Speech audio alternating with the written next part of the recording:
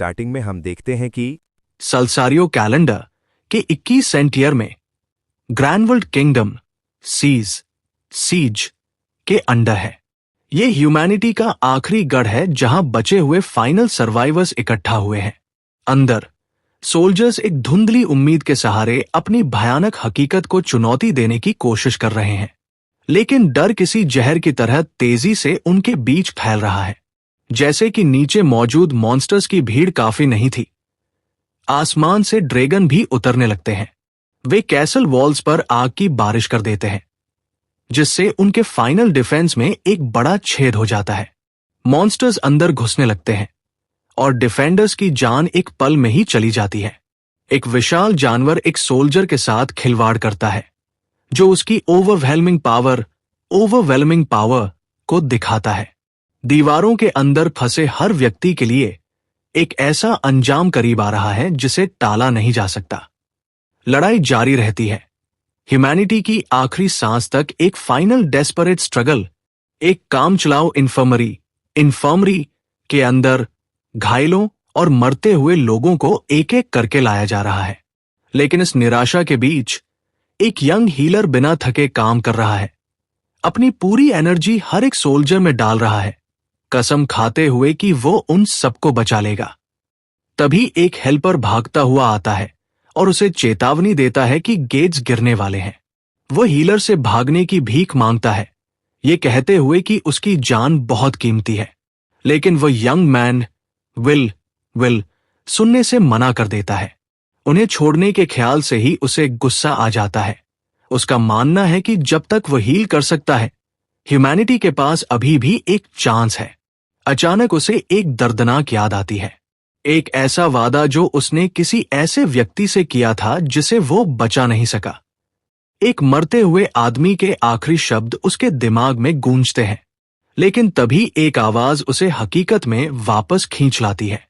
एक सोल्जर भागता हुआ आता है जो मास्टर विल को ढूंढ रहा है। वह जनरल को लेकर आया है जो गंभीर रूप से घायल है और मुश्किल से होश में है। वे उस आदमी को नीचे लिटा देते हैं, ये डरते हुए कि उसके बिना फ्रंट लाइन ढह जाएगी। लेकिन विल आगे बढ़ता है, उसके हाथ पहले से ही पावर से चमक रहे हैं और वह उसे बचाने की कसम खाता है। वो कहता है कि यही वो वजह है जिसके लिए वो पीछे रुका था। जैसे ही विल अपनी एनर्जी फोकस करता है, एक पावरफुल हीलिंग ऑरा जनरल को घेर लेता है। मैजिक एक तेज रोशनी के साथ बाहर की ओर फटता है, जिससे सब पीछे हट जाते हैं। लेकिन इस भारी ताकत की कीमत उसके अपने हाथ को चुकानी पड़ती है। स्पेल का असर इतना भारी होता है कि उसका अपना हाथ उस दबाव में क्रम्बल होने लगता है। जैसे ही रोशनी कम होती है, सोल्जर सामने का नजारा देखकर हैरान रह जाते हैं और धीरे धीरे जनरल की आंखें खुलने लगती हैं। लोग खुशी से झूम उठते हैं क्योंकि उनका लीडर मौत के मुंह से वापस आ गया है। विल झुककर उसे भरोसा दिलाता है कि इस पावर के साथ ह्यूमैनिटी की जीत अब मुमकिन है। लेकिन जनरल का रिएक्शन शुक्रगुजार होने वाला नहीं है। इसके बजाय उसकी आंखों में एक ठंडा और कठोर भाव आ जाता है और बिना किसी चेतावनी के वो विल के चेहरे पर वार करता है। वो गुस्से में अपनी मुट्ठी भींचता है और उस लड़के से कहता है कि उसके ये एक्शंस पूरी तरह से अननेसेसरी थे। हैरान और कंफ्यूज्ड विल सिर्फ ये पूछ पाता है कि उस पर हमला क्यों किया गया। बाकी सोल्जर्स भी चिल्लाते हैं, अपने लीडर की इस हिंसा से उलझन में है। लेकिन जनरल, जिसकी आंखें एक अजीब रोशनी से चमक रही हैं, उन्हें दहाड़कर चुप करा देता है। वो अपनी तलवार निकालता है। इससे पहले कि विल कुछ समझ पाता, जनरल अपनी तलवार नीचे लाता है और विल को फर्श पर पिन कर देता है। वो उस लड़के पर चिल्लाता है, पूछता है कि क्या ये वही हीलिंग आर्म जो उसे मरने नहीं दे रहा। वह सवाल करता है कि एक हीलर कभी फ्रंट लाइंस की मायूसी को कैसे समझ सकता है।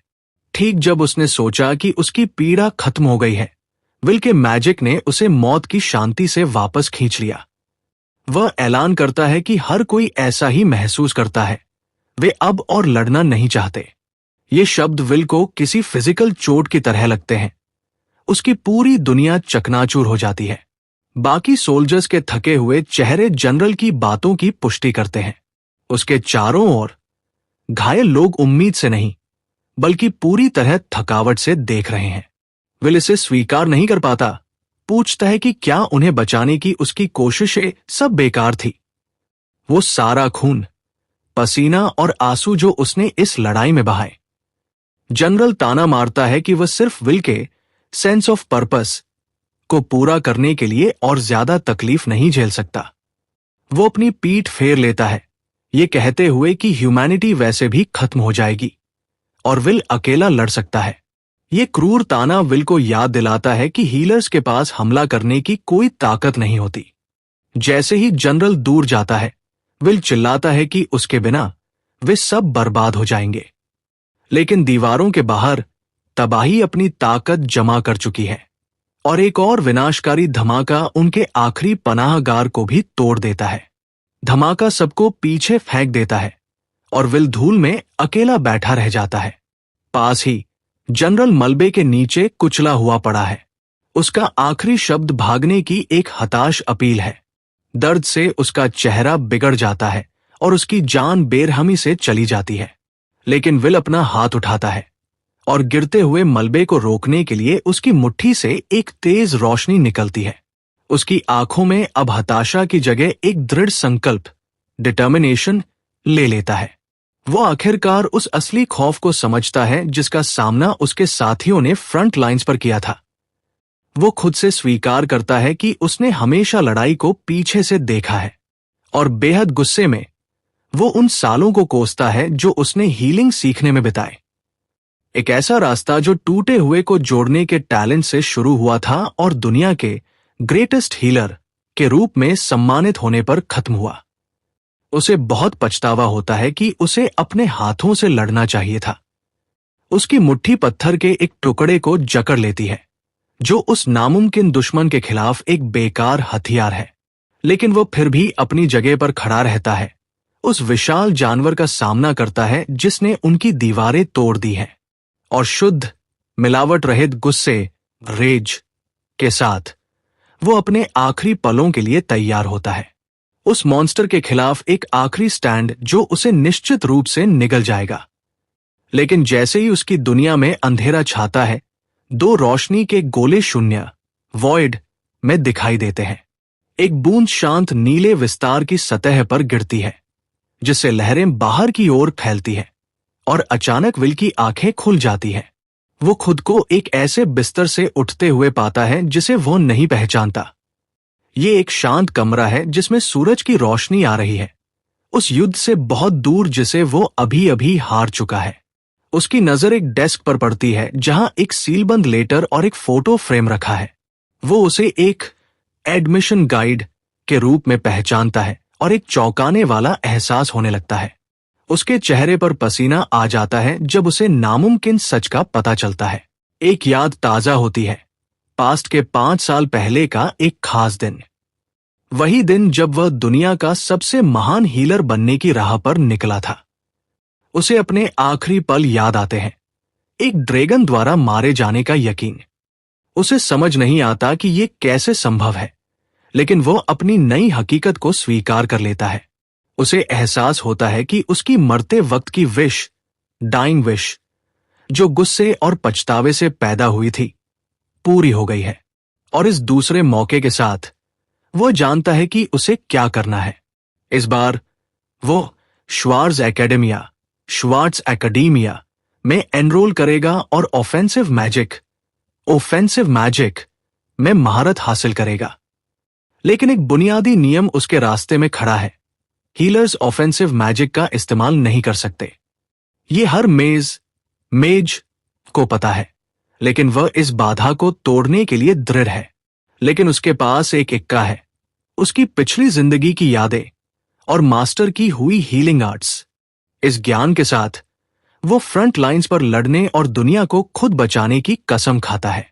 उसका पहला कदम है प्रतिष्ठित श्वार्ट्ज एकेडेमिया में एनरोल करना, जो ऑफेंसिव मैजिक के लिए दुनिया का सबसे अच्छा स्कूल है। ये एकेडमी अपनी सुपीरियर एजुकेशन के लिए जानी जाती है, जो किसी भी स्टूडेंट को फर्स्ट रेट ऑफेंसिव मेज में बदल सकती है। हालांकि उसे तुरंत समस्या का एहसास होता है। अटैकर्स के लिए बनी एकेडमी में किसी हीलर के एनरोल होने का शायद कोई उदाहरण नहीं है। वो सोचता है कि क्या पैसा इसका जवाब हो सकता है, क्योंकि रईस लोग अपने टैलेंटलेस बच्चों के लिए सीटें खरीदते हैं। लेकिन ये रास्ता बंद है। किंगडम के चीफ हीलर के रूप में उसके पास दौलत थी, लेकिन वह दूसरी जिंदगी में थी। उसके विचारों में खलल पड़ता है जब एक जानी पहचानी आवाज उसका नाम पुकारती है। एक प्यारी मुस्कान के साथ एक यंग वुमन उसके कमरे में कदम रखती है। विल सन्न रह जाता है, ये महसूस करते हुए कि इस टाइमलाइन में वो अभी भी जिंदा है। वह पूछता है कि क्या विल ठीक है, और विल जल्दी से बात को टाल देता है। अपनी बहन को गुड मॉर्निंग विश करता है। यह साधारण सी खुशी का पल ऐसा था जिसे उसने सोचा था कि उसने हमेशा के लिए खो दिया है। लेकिन उसके शांत एक्सटीरियर के नीचे एक नया संकल्प, रिजॉल्व तैयार हो रहा है। वो कसम खाता है कि इस बार वह उस ट्रेजेडी को रोकेगा जो उसकी बहन के साथ हुई थी, और उन सभी को बचाएगा जिन्हें वो पहले नहीं बचा सका था। लेकिन तभी उसे एक अचानक इंस्पिरेशन मिलती है। वह एक्साइटमेंट में अपनी बहन के हाथ पकड़ता है और बताता है कि उसने कुछ पता लगा लिया है। बिना एक भी और शब्द कहे वो सब कुछ बाद में समझाने का वादा करके दरवाजे से बाहर भाग जाता है। उसका प्लान मैजिक एकेडमी अलायंस से जुड़ा है, वो ऑर्गेनाइजेशन जो सारी जादुई शिक्षा को गवर्न करता है। उसे याद आता है कि अलायंस का चेयरमैन श्वार्ज एकेडेमिया का हेडमास्टर भी था। लेकिन एक समय पर वो पावरफुल हेडमास्टर अचानक अलायंस से गायब हो गया। उसकी गैरमौजूदगी की वजह उसकी प्राइवेट एस्टेट के गेट्स के पीछे छिपी है। अंदर वो बूढ़ा आदमी एक यंग लड़की की देखभाल कर रहा है जो गंभीर रूप से बीमार है। वह बिस्तर पर पड़ी है, तेज बुखार की जकड़ में। हेडमास्टर असहाय होकर सिर्फ उसका हाथ पकड़ सकता है। श्वार्ज एकेडेमिया का हेडमास्टर अलनम गोल्डरन अपनी मरती हुई पोती मैरी को गोद में लिए हुए है। वो धीरे से माफी मांगता है क्योंकि एक और हीलर उसकी रहस्यमयी बीमारी को ठीक करने में फेल हो गया है। पिछली टाइमलाइन में उसने अपना हर पल उसके बिस्तर के पास बिताया था, लेकिन उस दौर का हीलिंग मैजिक उसकी बीमारी के सामने पूरी तरह बेअसर था, और अंत में उसकी दुखद मृत्यु हो गई थी। लेकिन वो पिछली जिंदगी की बात थी। इस बार खिड़की पर एक फिगर दिखाई देता है जो सिचुएशन को संभालने की पेशकश करता है। ये विल है जिसकी अजीबोगरीब एंट्री ने हेडमास्टर को चौंका दिया है। हेडमास्टर उसे तुरंत पहचान लेता है कि ये हिलिक का स्कॉलरशिप स्टूडेंट विल है। वो बताता है कि विल का हीलिंग टैलेंट पूरे अलायंस में मशहूर है, हालांकि वो उसके खिड़कियों को दरवाजों की तरह इस्तेमाल करने की आदत पर सवाल उठाता है। विल मन ही मन मुस्कुराता है, ये मानते हुए कि एक बार मरने से वो निश्चित रूप से निडर हो गया है। वो समझाता है कि उसे याद है कि फ्यूचर में उन दोनों के पास कोई समय नहीं बचा था, और अटूट विश्वास के साथ वो ऐलान करता है कि वो उसे ठीक कर सकता है। हेडमास्टर की आंखें शक से सिकुड़ जाती हैं। वो पूछता है कि लड़का असल में क्या चाहता है, लेकिन विल जोर देकर कहता है कि उसके इरादे इंतजार कर सकते हैं। वो तुरंत इलाज शुरू करने की भीख मांगता है। उसके चेहरे से पसीना टपकता है। उस पल का दबाव उस पर भारी है। दोनों के बीच एक खामोश, तनावपूर्ण टकराव होता है। आखिरकार हेडमास्टर नरम पड़ जाता है और विल से अपनी बात साबित करने को कहता है। विल मैरी के बिस्तर के पास जगह लेता है। अपनी पिछली जिंदगी के स्किल्स का इस्तेमाल करने के लिए तैयार होता है। वो अपनी पावर चैनल करना शुरू करता है। हेडमास्टर एक तीखी नजर से देखता है, किसी भी गलती पर हमला करने के लिए तैयार। लेकिन विल दबाव के बावजूद अपनी आंखें बंद करके फोकस करता है। वह धीरे से मैरी की कलाई पकड़ता है और नाजुक प्रोसीजर शुरू करता है। एक शानदार हरी रोशनी, ग्रीन लाइट, कमरे में भर जाती है। वह जानता है कि इस छोटे शरीर में उसकी पावर कम है, लेकिन उसकी नॉलेज पूरी तरह सुरक्षित है। उसे उस खास फॉर्मूले की याद है जो जोरा डिजीज को ठीक करने के लिए चाहिए। उसे भरोसा है कि वह अपनी मौजूदा क्षमताओं के साथ भी इसे कर सकता है। एक पल बाद उस यंग लड़की की आंखें खुलने लगती है। बुखार उतर चुका है। विल राहत की सांस लेता है। वह एक कॉन्फिडेंस स्माइल के साथ उसे भरोसा दिलाता है कि वो अब सुरक्षित है। वो झुककर उसे सलाह देता है कि अभी के लिए आराम करे, लेकिन उसका कॉन्फिडेंस जल्द ही शर्मिंदगी में बदल जाता है। हेडमास्टर अपनी पोती के पास भागता है, पूछता है कि क्या वह सच में ठीक है। एक चमकती हुई मुस्कान के साथ मैरी कंफर्म करती है कि उसने सालों से इतना अच्छा महसूस नहीं किया। बूढ़े आदमी की आंखों में राहत के आंसू आ जाते हैं। विल दूर से इस इमोशनल रियूनियन को देखता है। हेडमास्टर का लंबा इंतजार आखिरकार खत्म हुआ। बाद में वे दोनों विल के इनाम पर चर्चा करने के लिए बैठते हैं। हेडमास्टर उसे कुछ भी देने का ऑफर देता है और विल अपनी चाल चलने की तैयारी करता है। वह ये कहकर शुरू करता है कि जब हीलिंग की बात आती है तो उसके पास सीखने के लिए कुछ नहीं बचा है। वो अपनी इकलौती मांग रखता है, श्वार्ज एकेडेमिया में एनरोलमेंट। हेडमास्टर हैरान रह जाता है, सवाल करता है कि एक God gifted healer offensive magic क्यों सीखना चाहता है। लेकिन विल का इरादा पक्का है। वह जानता है कि वो क्या मांग रहा है। बूढ़ा आदमी लड़के की आंखों में एक गहराई देखता है जो उसकी उम्र से कहीं ज्यादा है। वह सोचता है कि शायद उसकी पूरी जिंदगी की अथॉरिटी इसी पल के लिए थी, और एक नए मकसद के साथ वो इसे मुमकिन बनाने के लिए सहमत हो जाता है। वह आधिकारिक तौर पर विल के एनरोलमेंट को मंजूरी देता है और हाथ मिलाकर उनके समझौते पर मुहर लगाता है। कहीं और नीले बालों वाला एक आदमी हेडमास्टर के इस अचानक और अपमानजनक फैसले के बारे में शिकायत कर रहा है। वह ताना मारता है कि एक मामूली हीलर श्वार्ज के क्रूर करिकुलम में कैसे टिक पाएगा। वो विल जैसे लाडले हीलर के विचार पर ही हंसता है। लेकिन समय बीतता है और एंट्रेंस सेरेमनी का दिन आ जाता है। हेडमास्टर गोल्डरन नई क्लास के सामने खड़े हैं। ये श्वार्ज एकेडेमिया है, एक बोर्डिंग स्कूल जो ऑफेंसिव मैजिक में स्पेशलाइज करता है। यहां विशाल ट्रेनिंग ग्राउंड्स, रिसर्च फैसिलिटीज और एक विशाल लाइब्रेरी है। इसके ग्रेजुएट्स किंगडम के कुछ सबसे प्रभावशाली लोग हैं। किसी भी एस्पायरिंग अटैकर के लिए सीखने के लिए इससे बेहतर कोई माहौल नहीं है। विल जानता है कि एनरोल होने वाले पहले हीलर के रूप में अनगिनत कठिनाइयां उसका इंतजार कर रही हैं, लेकिन उसकी पिछली असफलता की डरावनी याद उसे आगे बढ़ाती है। उसे यकीन है कि यही वह जगह है जहां वो आखिरकार अपनी किस्मत बदलेगा। एनरोलमेंट के कुछ समय बाद विल की पहली प्रैक्टिकल क्लास शुरू होती है। वो घबराहट में पसीना बहा रहा है, पहले से ही भारी दबाव महसूस कर रहा है। एक इंस्ट्रक्टर, वही नीले बालों वाला, उसे टेस्ट शुरू करने का आदेश देता है, जबकि एक और छात्र आसानी से एक पावरफुल फायर स्पेल बनाता है। विल संघर्ष करता है। उसका पूरा फोकस कोई परिणाम नहीं देता। उसकी कोशिश सिर्फ धुएं के एक गुब्बारे में बदल कर रह जाती है। इंस्ट्रक्टर उसे ठंडेपन से बताता है कि वो फिर से फेल हो गया है। उसे क्लास से तब तक के लिए निकाल दिया जाता है जब तक कि वह अपने दम पर टारगेट को नष्ट नहीं कर देता। विल बेताबी से गाइडेंस मांगता है, तर्क देता है कि वह बिना सिखाए नहीं सीख सकता, लेकिन वह आदमी बस ताना मारता है, दावा करता है कि एक हीलर को सिखाना समय की बर्बादी है। विल फिर लाइब्रेरी में पढ़ने के लिए पूछता है, लेकिन उसे बताया जाता है कि हीलर्स के लिए कोई किताब नहीं है। पास ही एक और छात्र एक शैतानी मुस्कान के साथ ये सब देख रहा है। वह अचानक विल को आग के गोले से धक्का दे देता है और उसे रास्ते से हटने को कहता है।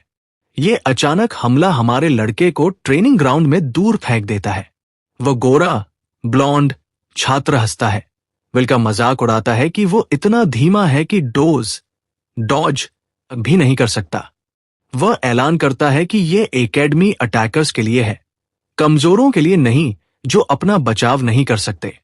उसकी नजर में ये विल की ही गलती है कि उसे चोट लगी।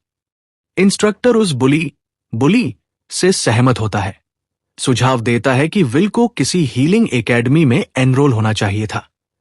छात्र उसे ताना मारना जारी रखता है, कहता है कि वह जाकर दूसरे कोमल हीलर से सांत्वना ले, लेकिन जमीन पर पड़े विल के चेहरे पर हार का भाव नहीं, बल्कि सुलगता हुआ गुस्सा है। उस रात बाद में विल ट्रेनिंग ग्राउंड में अकेला बैठा है और एक गहरी आह भरता है। वो खुद से स्वीकार करता है कि ऐसा कोई संकेत नहीं है कि वह ऑफेंसिव मैजिक सीख सकता है। वो अपनी आंखें बंद करता है, अपने दिमाग में फंडामेंटल्स को दोहराता है। वह जानता था कि ये एक संघर्ष होगा क्योंकि हीलिंग और ऑफेंसिव मैजिक पूरी तरह से अलग अलग सोर्सेस से पावर लेते हैं। मेजेस अपनी आत्मा की शक्ति को एक खास फॉर्मूले के जरिए मना में बदलते हैं। उस माना की प्रकृति को कैस्टर के दिमाग की स्थिति तय करती है। अटैकर्स विनाशकारी स्पेल, डिस्ट्रक्टिव स्पेल्स के लिए एक्टिव मना का इस्तेमाल करते हैं, जबकि हीलर्स के पास सिर्फ पैसिव मना होता है। लेकिन वह जानता है कि श्वार्ज के पास कुछ भी नहीं से मेज को ट्रेन करने का एक सीक्रेट मेथड है और उसे उम्मीद है कि वह इसका इस्तेमाल अपने पैसिव माना को एक्टिव फॉर्म में बदलने के लिए कर सकेगा। वह महसूस करता है कि स्टूडेंट्स और टीचर्स दोनों ही हीलर्स को नीची नजर से देखते हैं, लेकिन इस दुश्मनी के बावजूद वो हार मानने से इनकार कर देता है। उसे एक और पावरफुल मेज याद आता है जिसने बहुत कम माना के साथ शुरुआत की थी और इसी एकेडमी में उसे रिफाइन किया था। ये जानते हुए कि वह आंख बंद करके आगे नहीं बढ़ सकता, वो जवाब पाने के लिए लाइब्रेरी में चुपके से घुसने का सोचता है। लेकिन तभी पीछे से एक अचानक आई आवाज उसे पूरी तरह चौंका देती है। वह जल्दी से मुड़ता है, कूल दिखने की कोशिश करता है, जबकि परछाइयों से एक फिगर उसकी ओर आती है। उसकी आंखें फैल जाती है जब वो उस व्यक्ति को पहचानता है जो उसकी ओर चल रहा है। चांदनी में एक बिल्कुल साफ सफेद यूनिफॉर्म पहने एक महिला कदम रखती है। उसकी तेज, बुद्धिमान आंखें जैसे उसके आर पार देख रही हों। वह एक अथॉरिटी के साथ उसके सामने खड़ी है। उसकी कमर पर एक तलवार लटकी है। वह एक ऐसा नाम बोलता है जो उसने सालों से नहीं बोला, वेरोनिका। उसके दिमाग में यादों की बार आ जाती है, अपनी पिछली जिंदगी में उसके साथ लड़ने की यादें। वो एक फर्स्ट क्लास ऑफेंसिव मेज थी, मानवता की सबसे बड़ी उम्मीदों में से एक, और अंत में वो उसे बचाने में असमर्थ था जब वह उसकी बाहों में मर गई थी। लेकिन वह झटका उसे एक बार फिर जिंदा देखने की पुरानी खुशी में बदल जाता है। उसे उसकी मैजिक स्वॉर्ड की ताकत याद आती है, एक ऐसा हथियार जो किसी भी दुश्मन को काट सकता था। लेकिन उसकी यादों का सफर छोटा रह जाता है क्योंकि वो अचानक वही तलवार खींच लेती है। वो उसे एक संदिग्ध छात्र, सस्पिशियस स्टूडेंट घोषित करती है। उसकी आंखें ठंडी और सावधान हैं। वह जानना चाहती है कि क्या वो मुसीबत खड़ी कर रहा है या बस ट्रेनिंग कर रहा है, ये महसूस करते हुए कि वो उन बुलीज की तरह नहीं है। विल घबराहट में जोर देकर कहता है कि वो बस कड़ी मेहनत कर रहा है। वो अपनी तलवार म्यान में रख लेती है, हालांकि उसकी शक भरी नजर नहीं हटती। अभी भी उसे देखने के सदमे से उबरते हुए विल सावधानी से उसकी पहचान कंफर्म करता है, लेकिन वह तुरंत उसे एक टीचर को इतना अनौपचारिक रूप से इनफॉर्मली संबोधित करने के लिए डांटती है। टीचर शब्द उसे पूरी तरह से चौंका देता है क्योंकि उसकी पिछली जिंदगी में वो उसकी साथी, पीयर थी। वो समझाती है कि उसके अपार टैलेंट ने उसे ग्रेड स्किप करने और इसी साल प्रोफेसर बनने का मौका दिया। विल जल्दी से संभलता है, ये स्वीकार करते हुए कि उस जैसी प्रोडिजी के लिए ऐसी उपलब्धि कोई आश्चर्य की बात नहीं है। लेकिन उसकी मुस्कान के नीचे एक नया प्लान बनने लगता है। उसे एहसास होता है कि ऑफेंसिव मैजिक की ये जीनियस उसकी अपनी ट्रेनिंग की चाबी हो सकती है। वो बेबाकी से उसकी क्लास में शामिल होने की अपनी इच्छा जाहिर करता है, पूछता है कि उसका स्टूडेंट बनने के लिए उसे क्या करना होगा। वेरोनिका बताती है कि उसे अभी कोई क्लास असाइन नहीं की गई है। इसके बजाय वो छात्रों को उनके सवालों में मदद करने के लिए एक असिस्टेंट इंस्ट्रक्टर के रूप में काम कर रही है। लेकिन वो कुछ उलझन के साथ स्वीकार करती है कि कोई भी उसके पास आता ही नहीं है। विल मन ही मन अंदाजा लगाता है कि शायद इसकी वजह यह है कि वह अपनी तलवार कुछ ज्यादा ही जल्दी निकाल लेती है, लेकिन वह इसे एक सुनहरे मौके के रूप में देखता है पूछता है कि क्या वो उसकी मदद मांग सकता है। वो आसानी से मान जाती है, ये पुष्टि करते हुए कि आखिर ये उसका काम है। विल समय बर्बाद किए बिना उससे पूछता है कि एक हीलर को ऑफेंसिव मैजिक में महारत हासिल करने के लिए क्या करना चाहिए। उसकी आंखें सिकुड़ जाती हैं जब वो स्वीकार करती है कि उसने उसके मना के बारे में कुछ अजीब महसूस किया था। उसे आखिरकार एहसास होता है कि वो वही बदनाम नया छात्र है जिसके बारे में हर कोई बात कर रहा है। वह पुष्टि करती है कि एक हीलर का ऑफेंसिव मैजिक सीखना पूरी तरह से अनसुना है। विल बताता है कि उसने सुना है कि श्वार्स के पास शून्य से एक्टिव माना को रिफाइन करने का एक सीक्रेट तरीका है। उसे विश्वास है कि इस तकनीक के साथ वो भी इसे चलाना सीख सकता है, और वेरोनिका कंफर्म करती है कि ऐसा तरीका मौजूद है। विल की आंखों में उम्मीद की एक चिंगारी जल उठती है, लेकिन वह जल्दी ही उस उम्मीद को कुचल देती है, ये कहते हुए कि उसके लिए ये अभी भी नामुमकिन होगा। समस्या ये है, वो समझाती है कि उसके पास पहले से ही बहुत अधिक पैसिव माना है। कोई भी एक्टिव माना जो वह बनाएगा वो बस दब जाएगा और घुल जाएगा, जिससे उसके ऑफेंसिव स्पेल बेकार हो जाएंगे। जैसे ही वह जाने लगती है, विल की दुनिया बिखर जाती है, ये महसूस करते हुए कि उसके सफल होने का शायद कोई ज्ञात तरीका नहीं है। लेकिन उसकी निराशा जल्दी ही संकल्प में बदल जाती है। अगर कोई तरीका मौजूद नहीं है तो उसे खुद एक तरीका बनाना होगा।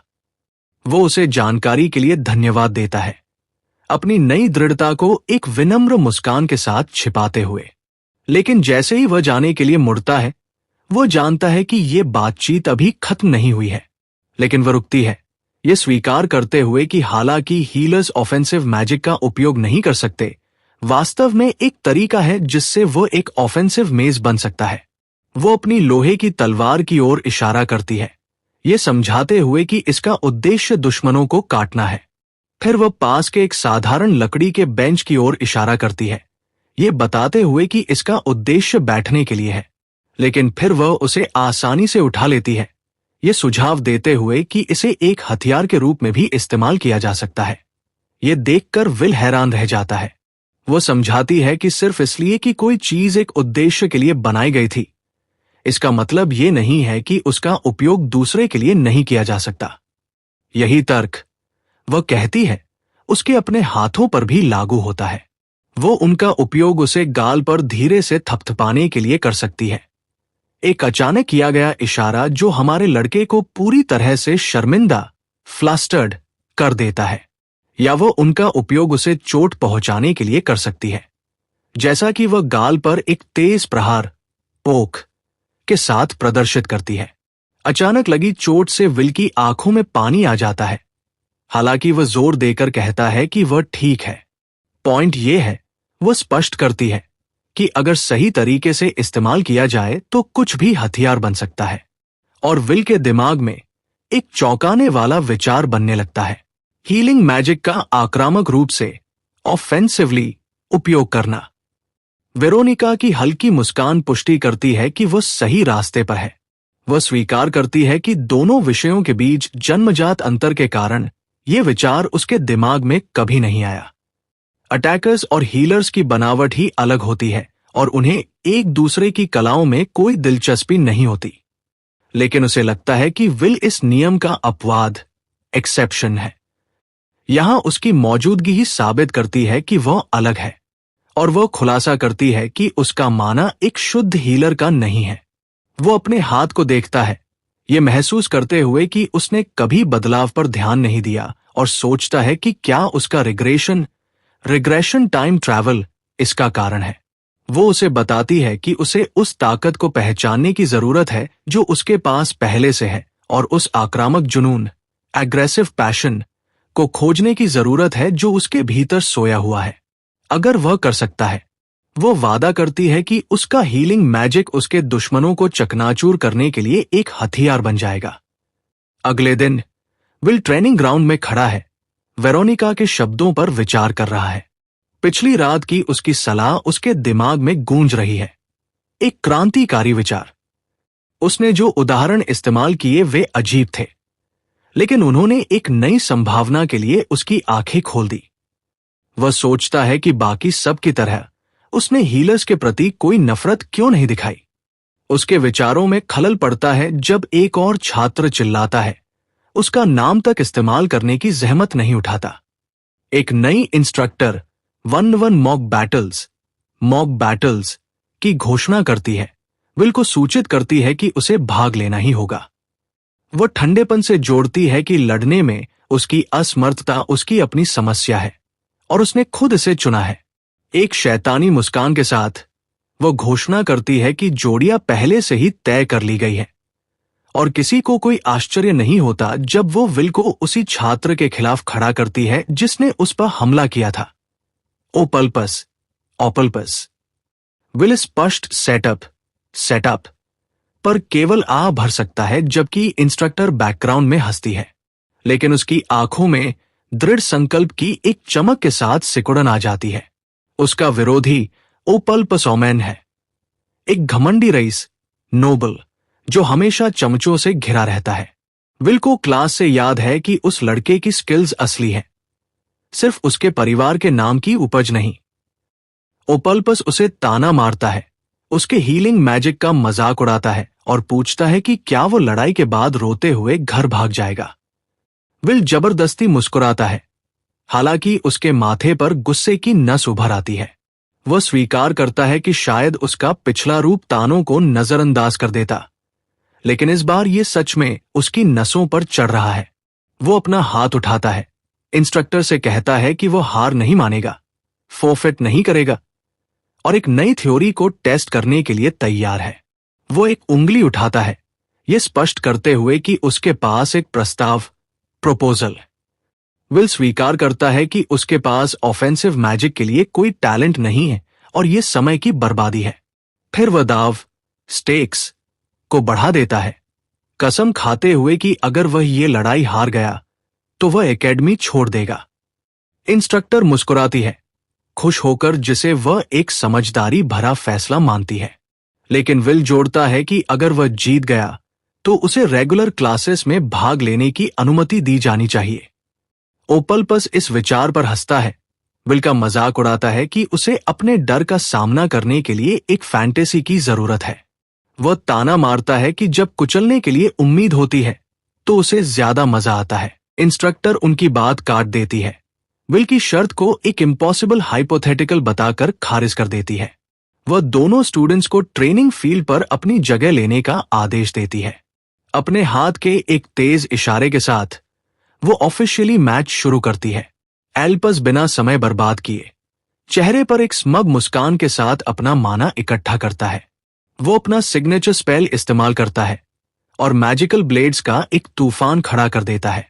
वो गर्व से ऐलान करता है कि ये उसका नाइफ क्रिएशन मैजिक है और हमारे लड़के को छेदने का वादा करता है। विल पर गोल्डन डैगर्स की बारिश होने लगती है।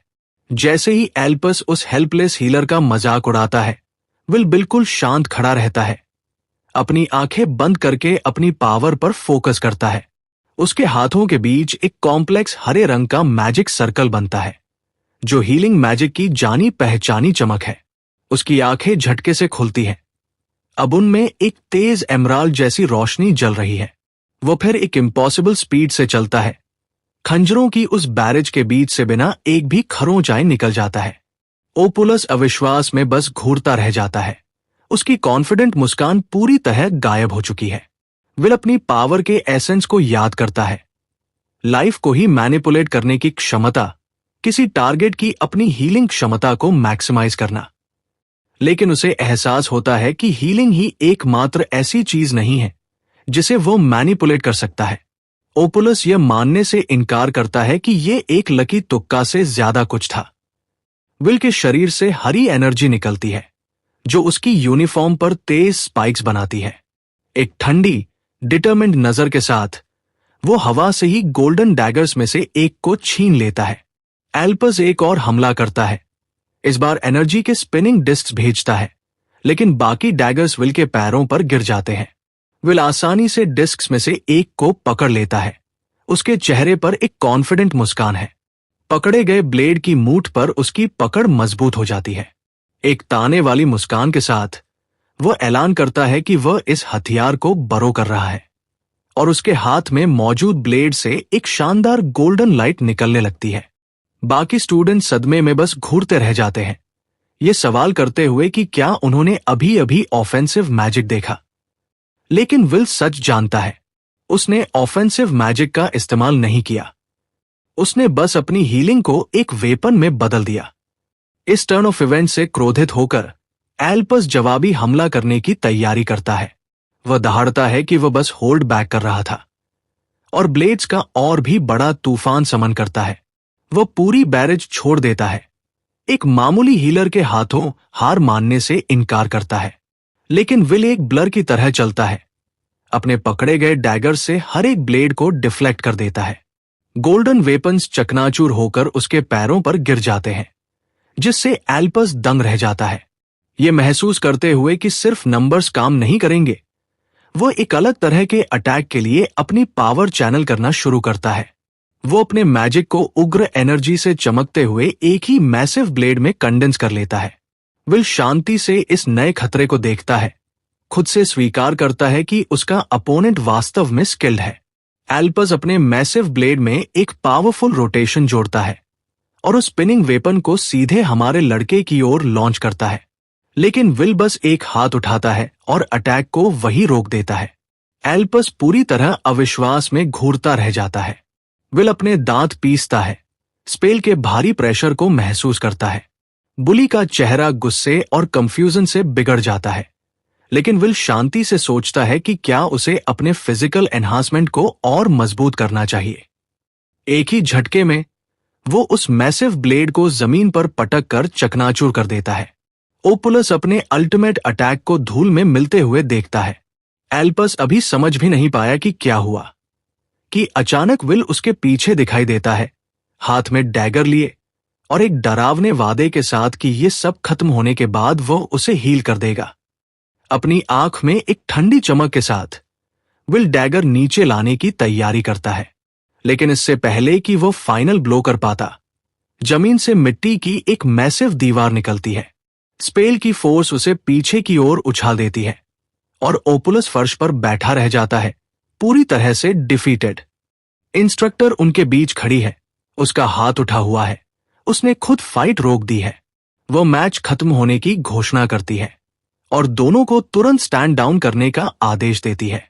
विल अपना वेपन नीचे करता है, उसकी ठंडी निगाहें अभी भी उस अपमानित बुली पर टिकी है।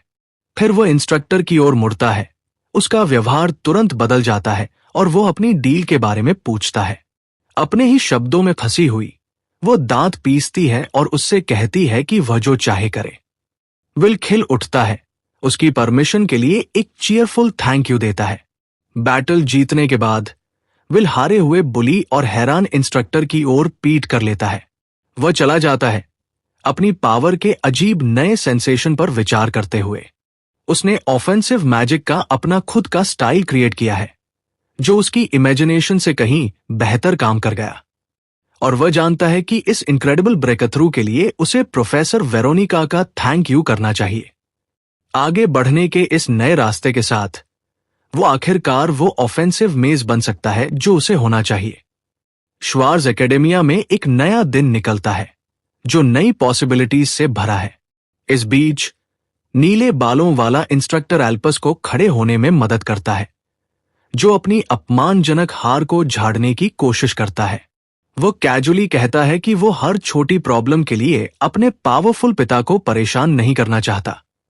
उसकी आंखें एक खतरनाक रोशनी से चमकती हैं। वो एक ऐसी छिपी हुई धमकी देता है जिसे इंस्ट्रक्टर इग्नोर नहीं कर सकता। इंस्ट्रक्टर नर्वस होकर अपना चश्मा ठीक करता है, उस यंग नोबल को भरोसा दिलाता है कि वह पूरी तरह समझता है। वह स्मिर्क करता है, कसम खाता है कि वह एक हीलर को इतना ऊंचा और महान नहीं बनने देगा।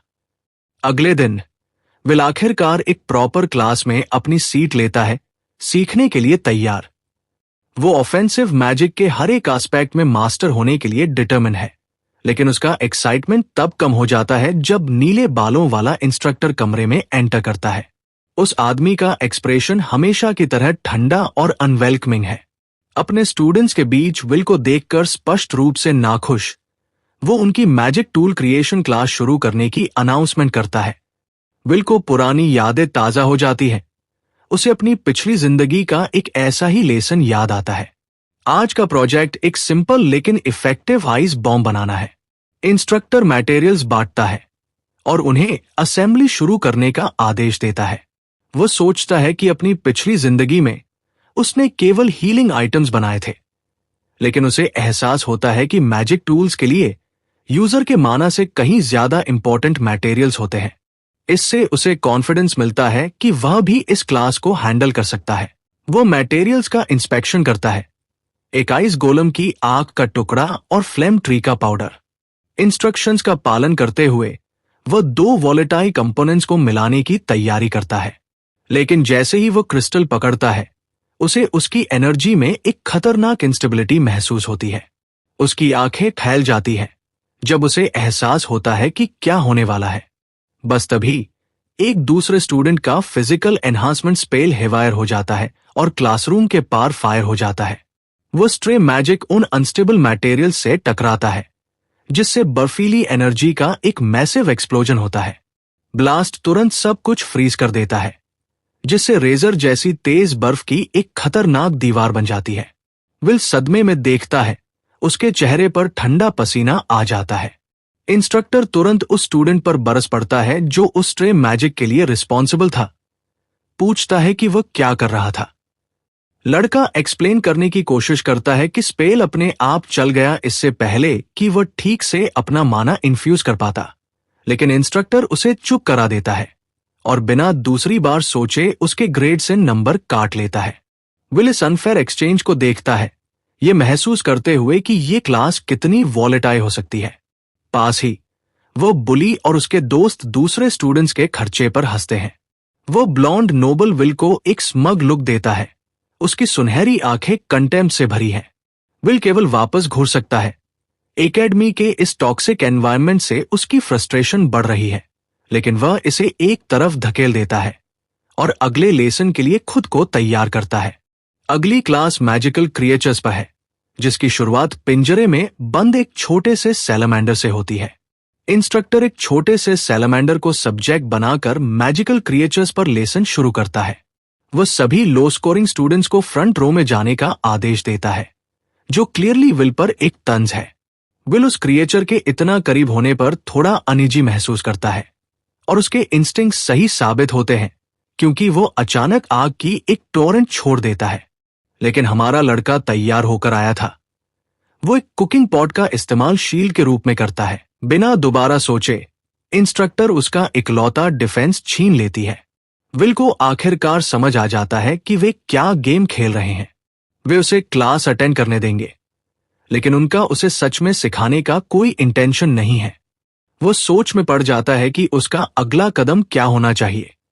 लेकिन तभी उसका ध्यान पास बैठी एक और स्टूडेंट पर जाता है, जो अपनी ही एंजाइटी के काले बादलों से जूझ रही है। वो गुलाबी भूरे बालों वाली एक यंग वुमन को देखता है, जो उतनी ही स्ट्रेस लग रही है जितना वो महसूस कर रहा है।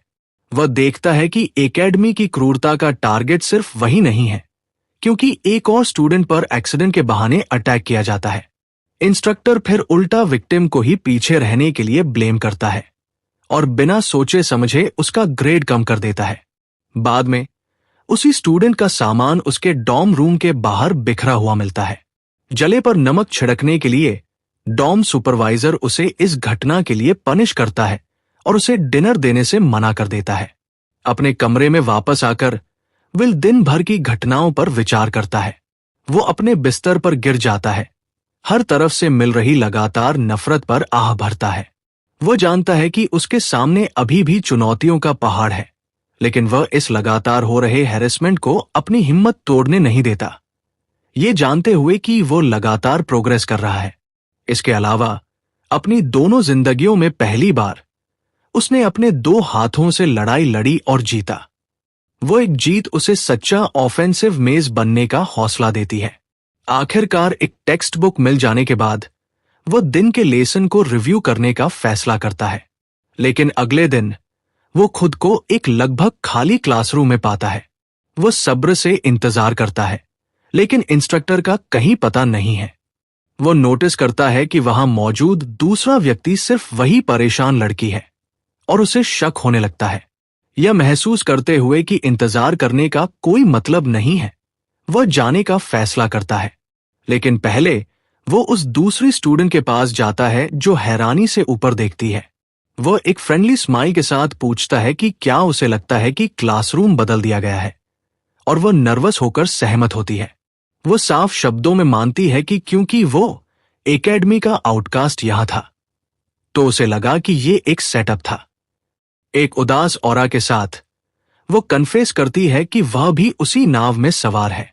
वह सुझाव देती है कि साथी लोनर्स और आउटकास्ट होने के नाते उन्हें मिलजुल कर रहना चाहिए। लेकिन विल बस एक दोस्त बनाकर सच में खुश है और एक वार्म स्माइल के साथ अपना हाथ आगे बढ़ाता है। उसकी ईमानदारी से प्रभावित होकर वह नर्वसनेस के साथ उसका हैंडशेक एक्सेप्ट करती है। वह फिर अपना परिचय एरिका ग्लेन के रूप में देती है। विल सोचता है कि एरिका यहां उसकी पहली असली दोस्त है, जबकि वह उसके आउटकास्ट स्टेटस को सही ठहराने की कोशिश करती है। वह सीधे कहती है कि हर कोई मानता है कि हीलर्स कमजोर होते हैं, एक ऐसा प्रेजुडिस जो विल को गहरा चुभता है। वो मूड को हल्का करने की कोशिश करता है, मजाक में कहता है कि वह एक ऑफेंसिव मेज है जिसका भी कोई दोस्त नहीं है। लेकिन उसे एहसास होता है कि हीलर्स के खिलाफ भेदभाव उसकी कल्पना से कहीं ज्यादा गहरा है। उसकी पिछली जिंदगी में उसके अपार टैलेंट का मतलब था कि उसे कभी इस तरह के व्यवहार का अनुभव नहीं करना पड़ा। वो समझता है कि यहां सफल होने के लिए उसे हर कदम पर उस प्रेजुडिस के खिलाफ लड़ना होगा।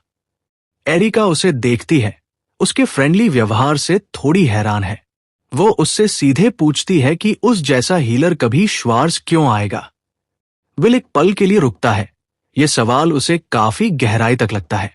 वो जानता है कि हीलर पैदा होना अपने असली गोल को छोड़ने का कोई बहाना नहीं है, लेकिन वह बस मुस्कुरा देता है, ये कहते हुए कि उसके अपने कारण हैं, और फिर वही सवाल उस पर दाग देता है।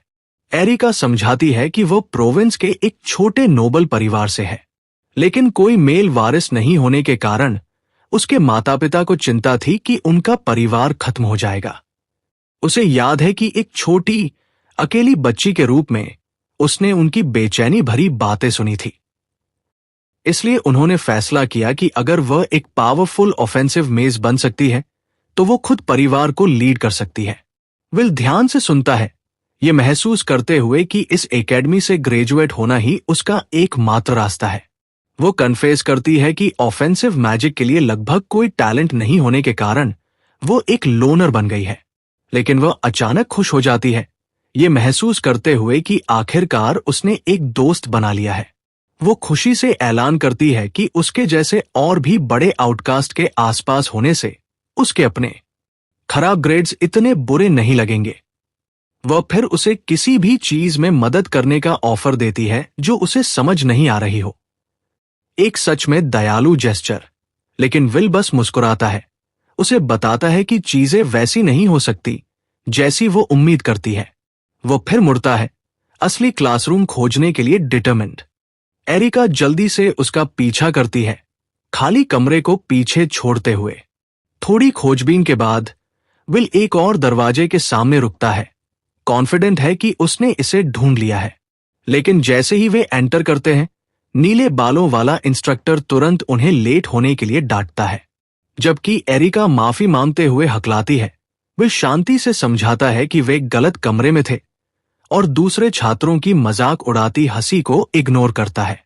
लेकिन इंस्ट्रक्टर उसकी बात काट देता है, कोई भी बहाना सुनने से इनकार कर देता है। इसके बजाय वो एक मैलिशियस स्माइल के साथ अपना ध्यान विल पर लगाता है और उसे बोर्ड पर एक कॉम्प्लेक्स मैजिकल फॉर्मूला सॉल्व करने का चैलेंज देता है। एरिका तुरंत विरोध करती है, यह बताते हुए कि यह मांग कितनी अनफेयर है। लेकिन विल बस वापस घूरता है, उसका एक्सप्रेशन शांत और अडिग है। इंस्ट्रक्टर शर्तें रखता है, इसे सही करो और उसे माफ कर दिया जाएगा, लेकिन गलत करो और उसका ग्रेड भुगतेगा। ओपुलस पीछे से देखता है, विल की पब्लिक ह्यूमिलिएशन का बेसब्री से इंतजार कर रहा है। बिना एक शब्द कहे विल आगे बढ़ता है और चौक का टुकड़ा ले लेता है। वह शांति से बोर्ड के पास जाता है, चैलेंज का सामना करने के लिए तैयार। एरिका अविश्वास में देखती है, उसके कॉन्फिडेंस को समझने में असमर्थ। ओपुलस केवल अविश्वास में देख सकता है। उसे यकीन है कि यह सिर्फ एक बेकार संघर्ष है। लेकिन विल का हाथ एक अप्राकृतिक कॉन्फिडेंस के साथ चलता है, चौक पावर के साथ चमक रहा है। कुछ ही पलों में वो उस कॉम्प्लेक्स फॉर्मूला को पूरा कर देता है। एक परफेक्ट मैजिक सर्कल अब बोर्ड पर चमक रहा है। वो एक स्मग स्माइल के साथ इंस्ट्रक्टर की ओर मुड़ता है, पूछता है कि क्या उसका जवाब एक्सेप्टेबल है। इंस्ट्रक्टर झुकता है, उसकी आंखें सदमे से चौड़ी हो जाती हैं जब वो उस फ्लॉलेस सॉल्यूशन की जांच करता है। उसके चेहरे पर ठंडा पसीना आ जाता है, क्योंकि वो लड़के के काम में एक भी गलती नहीं ढूंढ पाता। दांत पीसते हुए वो स्वीकार करता है कि उत्तर सही है। जैसे ही ओपुलस पूरी तरह अविश्वास में घूरता है, विल शांति से अपनी सीट पर लौट आता है। एक हैरान एरिका को ये सोचने के लिए छोड़ देता है कि अभी क्या हुआ। वो उससे पूछती है कि उसे जवाब कैसे पता हो सकता है, लेकिन विल बस एक नॉइंग स्माइल देता है। जैसे ही दूसरे छात्र घूरने के लिए मुड़ते हैं, उन्हें एहसास होने लगता है कि इस हीलर में उनकी सोच से कहीं ज्यादा बात है। क्लास के बाद एरिका पूछती है कि उसने इतना कॉम्प्लेक्स फॉर्मूला कैसे सॉल्व किया। वो शांति से बताता है कि उसने बस टेक्स्ट बुक का उपयोग करके पहले से ही पढ़ाई कर ली थी।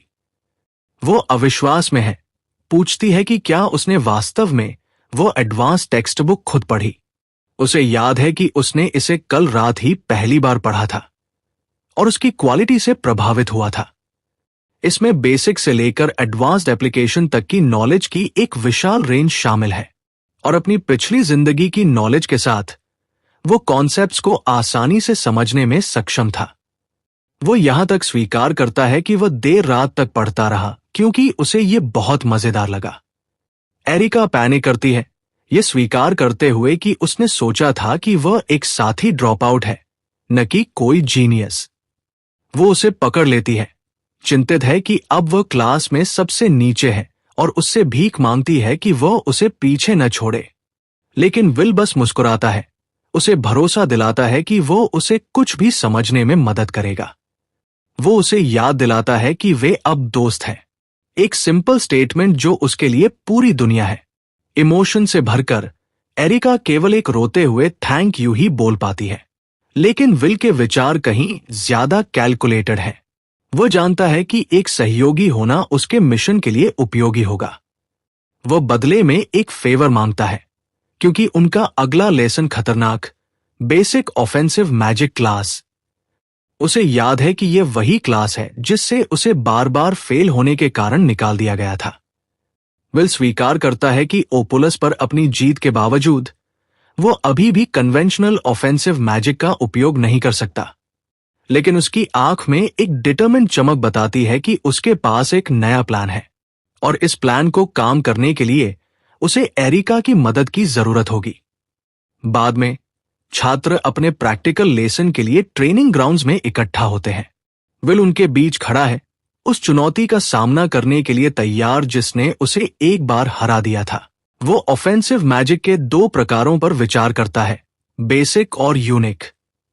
बेसिक मैजिक यूनिवर्सल है, जो उन फॉर्मूलों से बना है जिसे कोई भी सीख सकता है, जबकि यूनिक मैजिक एक पर्सनल स्टाइल है, जैसे एल्पस द्वारा इस्तेमाल किया गया ब्लेड क्रिएशन।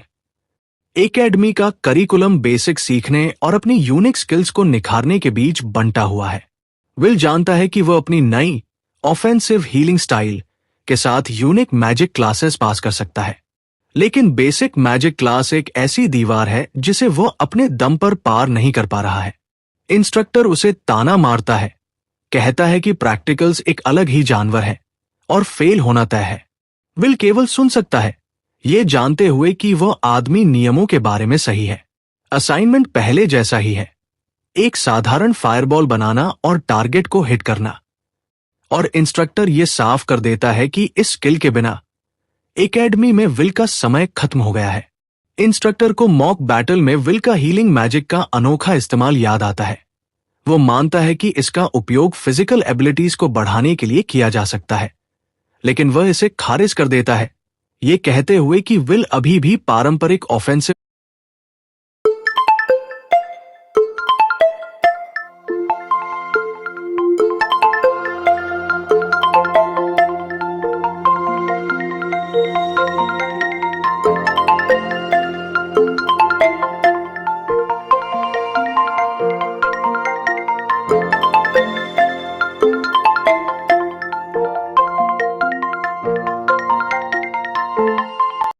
मैजिक का उपयोग नहीं कर सकता। वो उस नाकाबिल हीलर से जल्दी करने और उसकी क्लास से बाहर निकलने के लिए कहता है, लेकिन इंस्ट्रक्टर उस लड़के की अचानक कॉन्फिडेंट मुस्कान से हैरान रह जाता है। उसकी आंखें सदमे में फैल जाती हैं जब उसे एहसास होता है कि क्या हो रहा है, क्योंकि विल के हाथ में एक परफेक्ट फायरबॉल अचानक जल उठता है।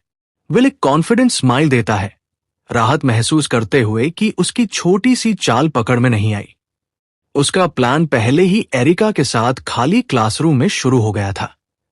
उसने उससे अपने बेसिक मैजिक का उपयोग करके एक फायरबॉल बनाने के लिए कहा था। फिर उसने उसके मैजिक को एक सैलामेंडर की कटी हुई पूंछ में इन्फ्यूज कर दिया। उस अंग को लगातार हील करके वो उस जलते हुए मैजिक को अपने हाथ में पकड़ सकता था।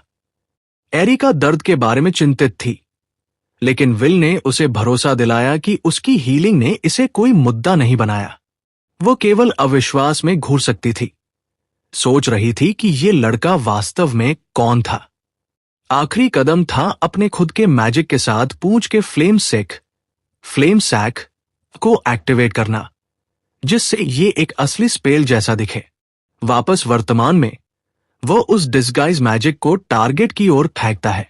ये एक उग्र विस्फोट के साथ टकराता है, जो एक असली फायरबॉल की पूरी तरह से नकल करता है। विल हैरान इंस्ट्रक्टर की ओर मुड़ता है, पूछता है कि क्या वो काफी अच्छा था। उस आदमी को अपनी आंखों पर विश्वास नहीं हो रहा, सोच रहा है कि क्या उस हीलर ने किसी तरह ऑफेंसिव मैजिक सीख लिया। दांत पीसते हुए वो विल से कहता है कि वह पास हो गया है और हमारा लड़का एक विनम्र थैंक यू देता है। एरिका और अन्य छात्र केवल पूर्ण अविश्वास में घूर सकते हैं। हालांकि एल्पस शुद्ध और मिलावट रहित गुस्से से उबल रहा है। बाद में वह नीले बालों वाले इंस्ट्रक्टर को घेर लेता है, ये जानने की मांग करता है कि अभी क्या हुआ। वह सवाल करता है कि एक हीलर अचानक ऑफेंसिव मैजिक का उपयोग कैसे कर सकता है, लेकिन जल्दी तय करता है कि उसे कारण की परवाह नहीं है। उसके लिए यह साधारण तथ्य कि एक हीलर ने उसे चुनौती दी असहनीय है और वह अपने शक्तिशाली पिता को शामिल करने की धमकी देता है। इंस्ट्रक्टर का चेहरा पीला पड़ जाता है, ये जानते हुए कि वह धमकी कितनी गंभीर है। एल्पस उसे विल को अपनी नजरों से दूर करने के लिए कोई भी तरीका अपनाने का आदेश देता है। जैसे ही युवा रईस जाता है, इंस्ट्रक्टर अपने खतरनाक अल्टीमेटम पर विचार करने के लिए अकेला रह जाता है। वह जानता है कि नियमों के बाहर काम करना जोखिम भरा है और उसे याद है कि उसने अपनी पोजीशन हासिल करने के लिए कितनी कड़ी मेहनत की थी। लेकिन अंत में उसकी अपनी महत्वाकांक्षा एम्बिशन जीत जाती है और वह अपनी नौकरी बचाने का फैसला करता है, चाहे कीमत कुछ भी हो। वह किसी 15 साल के हीलर को अपनी बनाई हुई जिंदगी बर्बाद नहीं करने देगा। अपनी आंख में एक खतरनाक चमक के साथ वो मामले को अपने हाथों में लेने का फैसला करता है। अगले दिन वो विल को एक खाली आंगन कोर्टयार्ड में बुलाता है और हमारा लड़का सावधानी से पूछता है कि ये सब किस बारे में है। इंस्ट्रक्टर नोट करता है कि विल हाल ही में कॉन्फिडेंट महसूस कर रहा है, लेकिन जल्दी स्पष्ट करता है कि ये कोई तारीफ नहीं है। वो फिर विल द्वारा छोड़ी गई क्लासेस का मुद्दा उठाता है, ये जानने की मांग करता है कि वह उनकी भरपाई कैसे करेगा। विल एक जवाब निगलता है, अच्छी तरह जानता है कि वह किसकी गलती थी।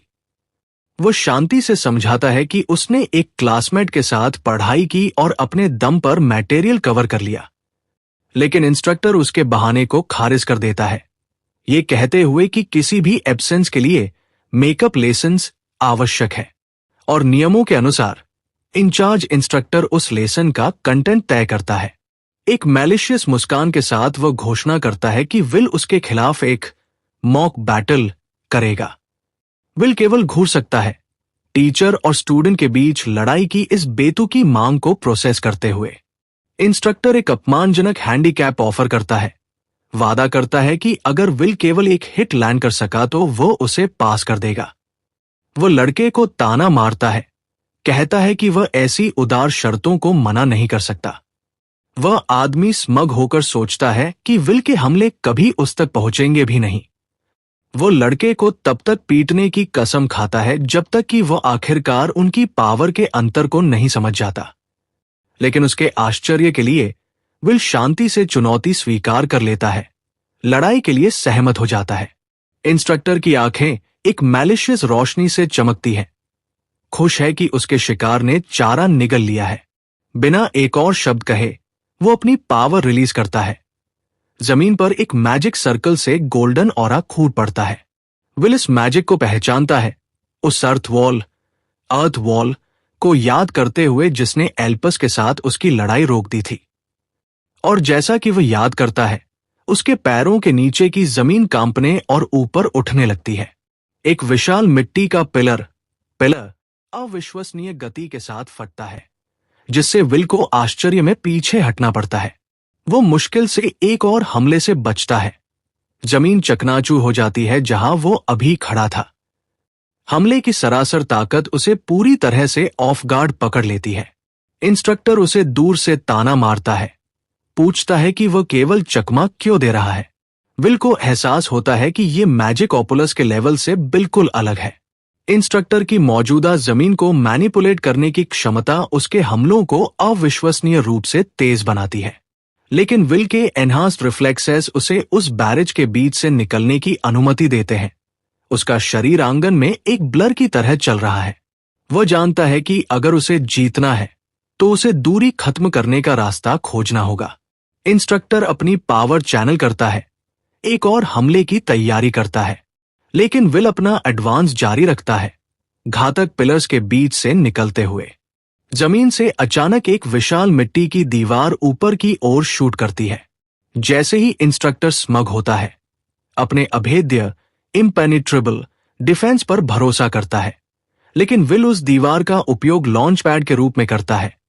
एक उधार ली गई तलवार के साथ उसके ऊपर से छलांग लगाता है। उसकी आंखें पावर से चमकती हैं जैसे ही वह एक निर्णायक हमले के लिए ब्लेड नीचे लाता है, लेकिन उसका हमला ठोस चट्टान से बनी एक आकृति द्वारा रोक दिया जाता है। ब्लेड मुश्किल से सतह को खरोंच पाता है। उसका डिफेंस बहुत मजबूत है। वो क्रिएचर जवाबी हमला करता है, जमीन पर तेज स्पाइक्स की एक लहर भेजता है। इंस्ट्रक्टर अपने अर्थ आर्मोर का खुलासा करता है, विल की दयनीय ताकत का मजाक उड़ाता है। इंस्ट्रक्टर तंज कसता है, विल की पावर को सच्चे ऑफेंसिव मैजिक की एक सस्ती नकल बताकर खारिज कर देता है। उसे एक हीलर के अटैकर बनने की कोशिश करने का विचार पूरी तरह से हंसी के योग्य लगता है, लेकिन विल अपनी पिछली जिंदगी और हीलिंग के जरिए प्राप्त ह्यूमन बॉडी की गहरी समझ को याद करता है। वह जानता है कि शरीर में नेचुरल लिमिटर्स होते हैं जो इसे अपनी ही ताकत से खुद को फाड़ने से रोकते हैं। इंस्ट्रक्टर उसकी बात काट देता है, लड़के पर एक ऐसी लड़ाई से बाहर निकलने के लिए लेक्चर देने की कोशिश करने का आरोप लगाता है जिसे वह जीत नहीं सकता। विल जानता है कि अगर वह अधिक पावर आउटपुट देने के लिए उन लिमिटर्स को हटा देता है तो उसका शरीर टुकड़ों में फट जाएगा, लेकिन एक हीलर के रूप में वह नुकसान होते ही उसे रिपेयर कर सकता है। इंस्ट्रक्टर केवल घूर सकता है। लड़के के इस पागलपन भरे तर्क पर उसके चेहरे से पसीने की एक बूंद लुढ़क जाती है।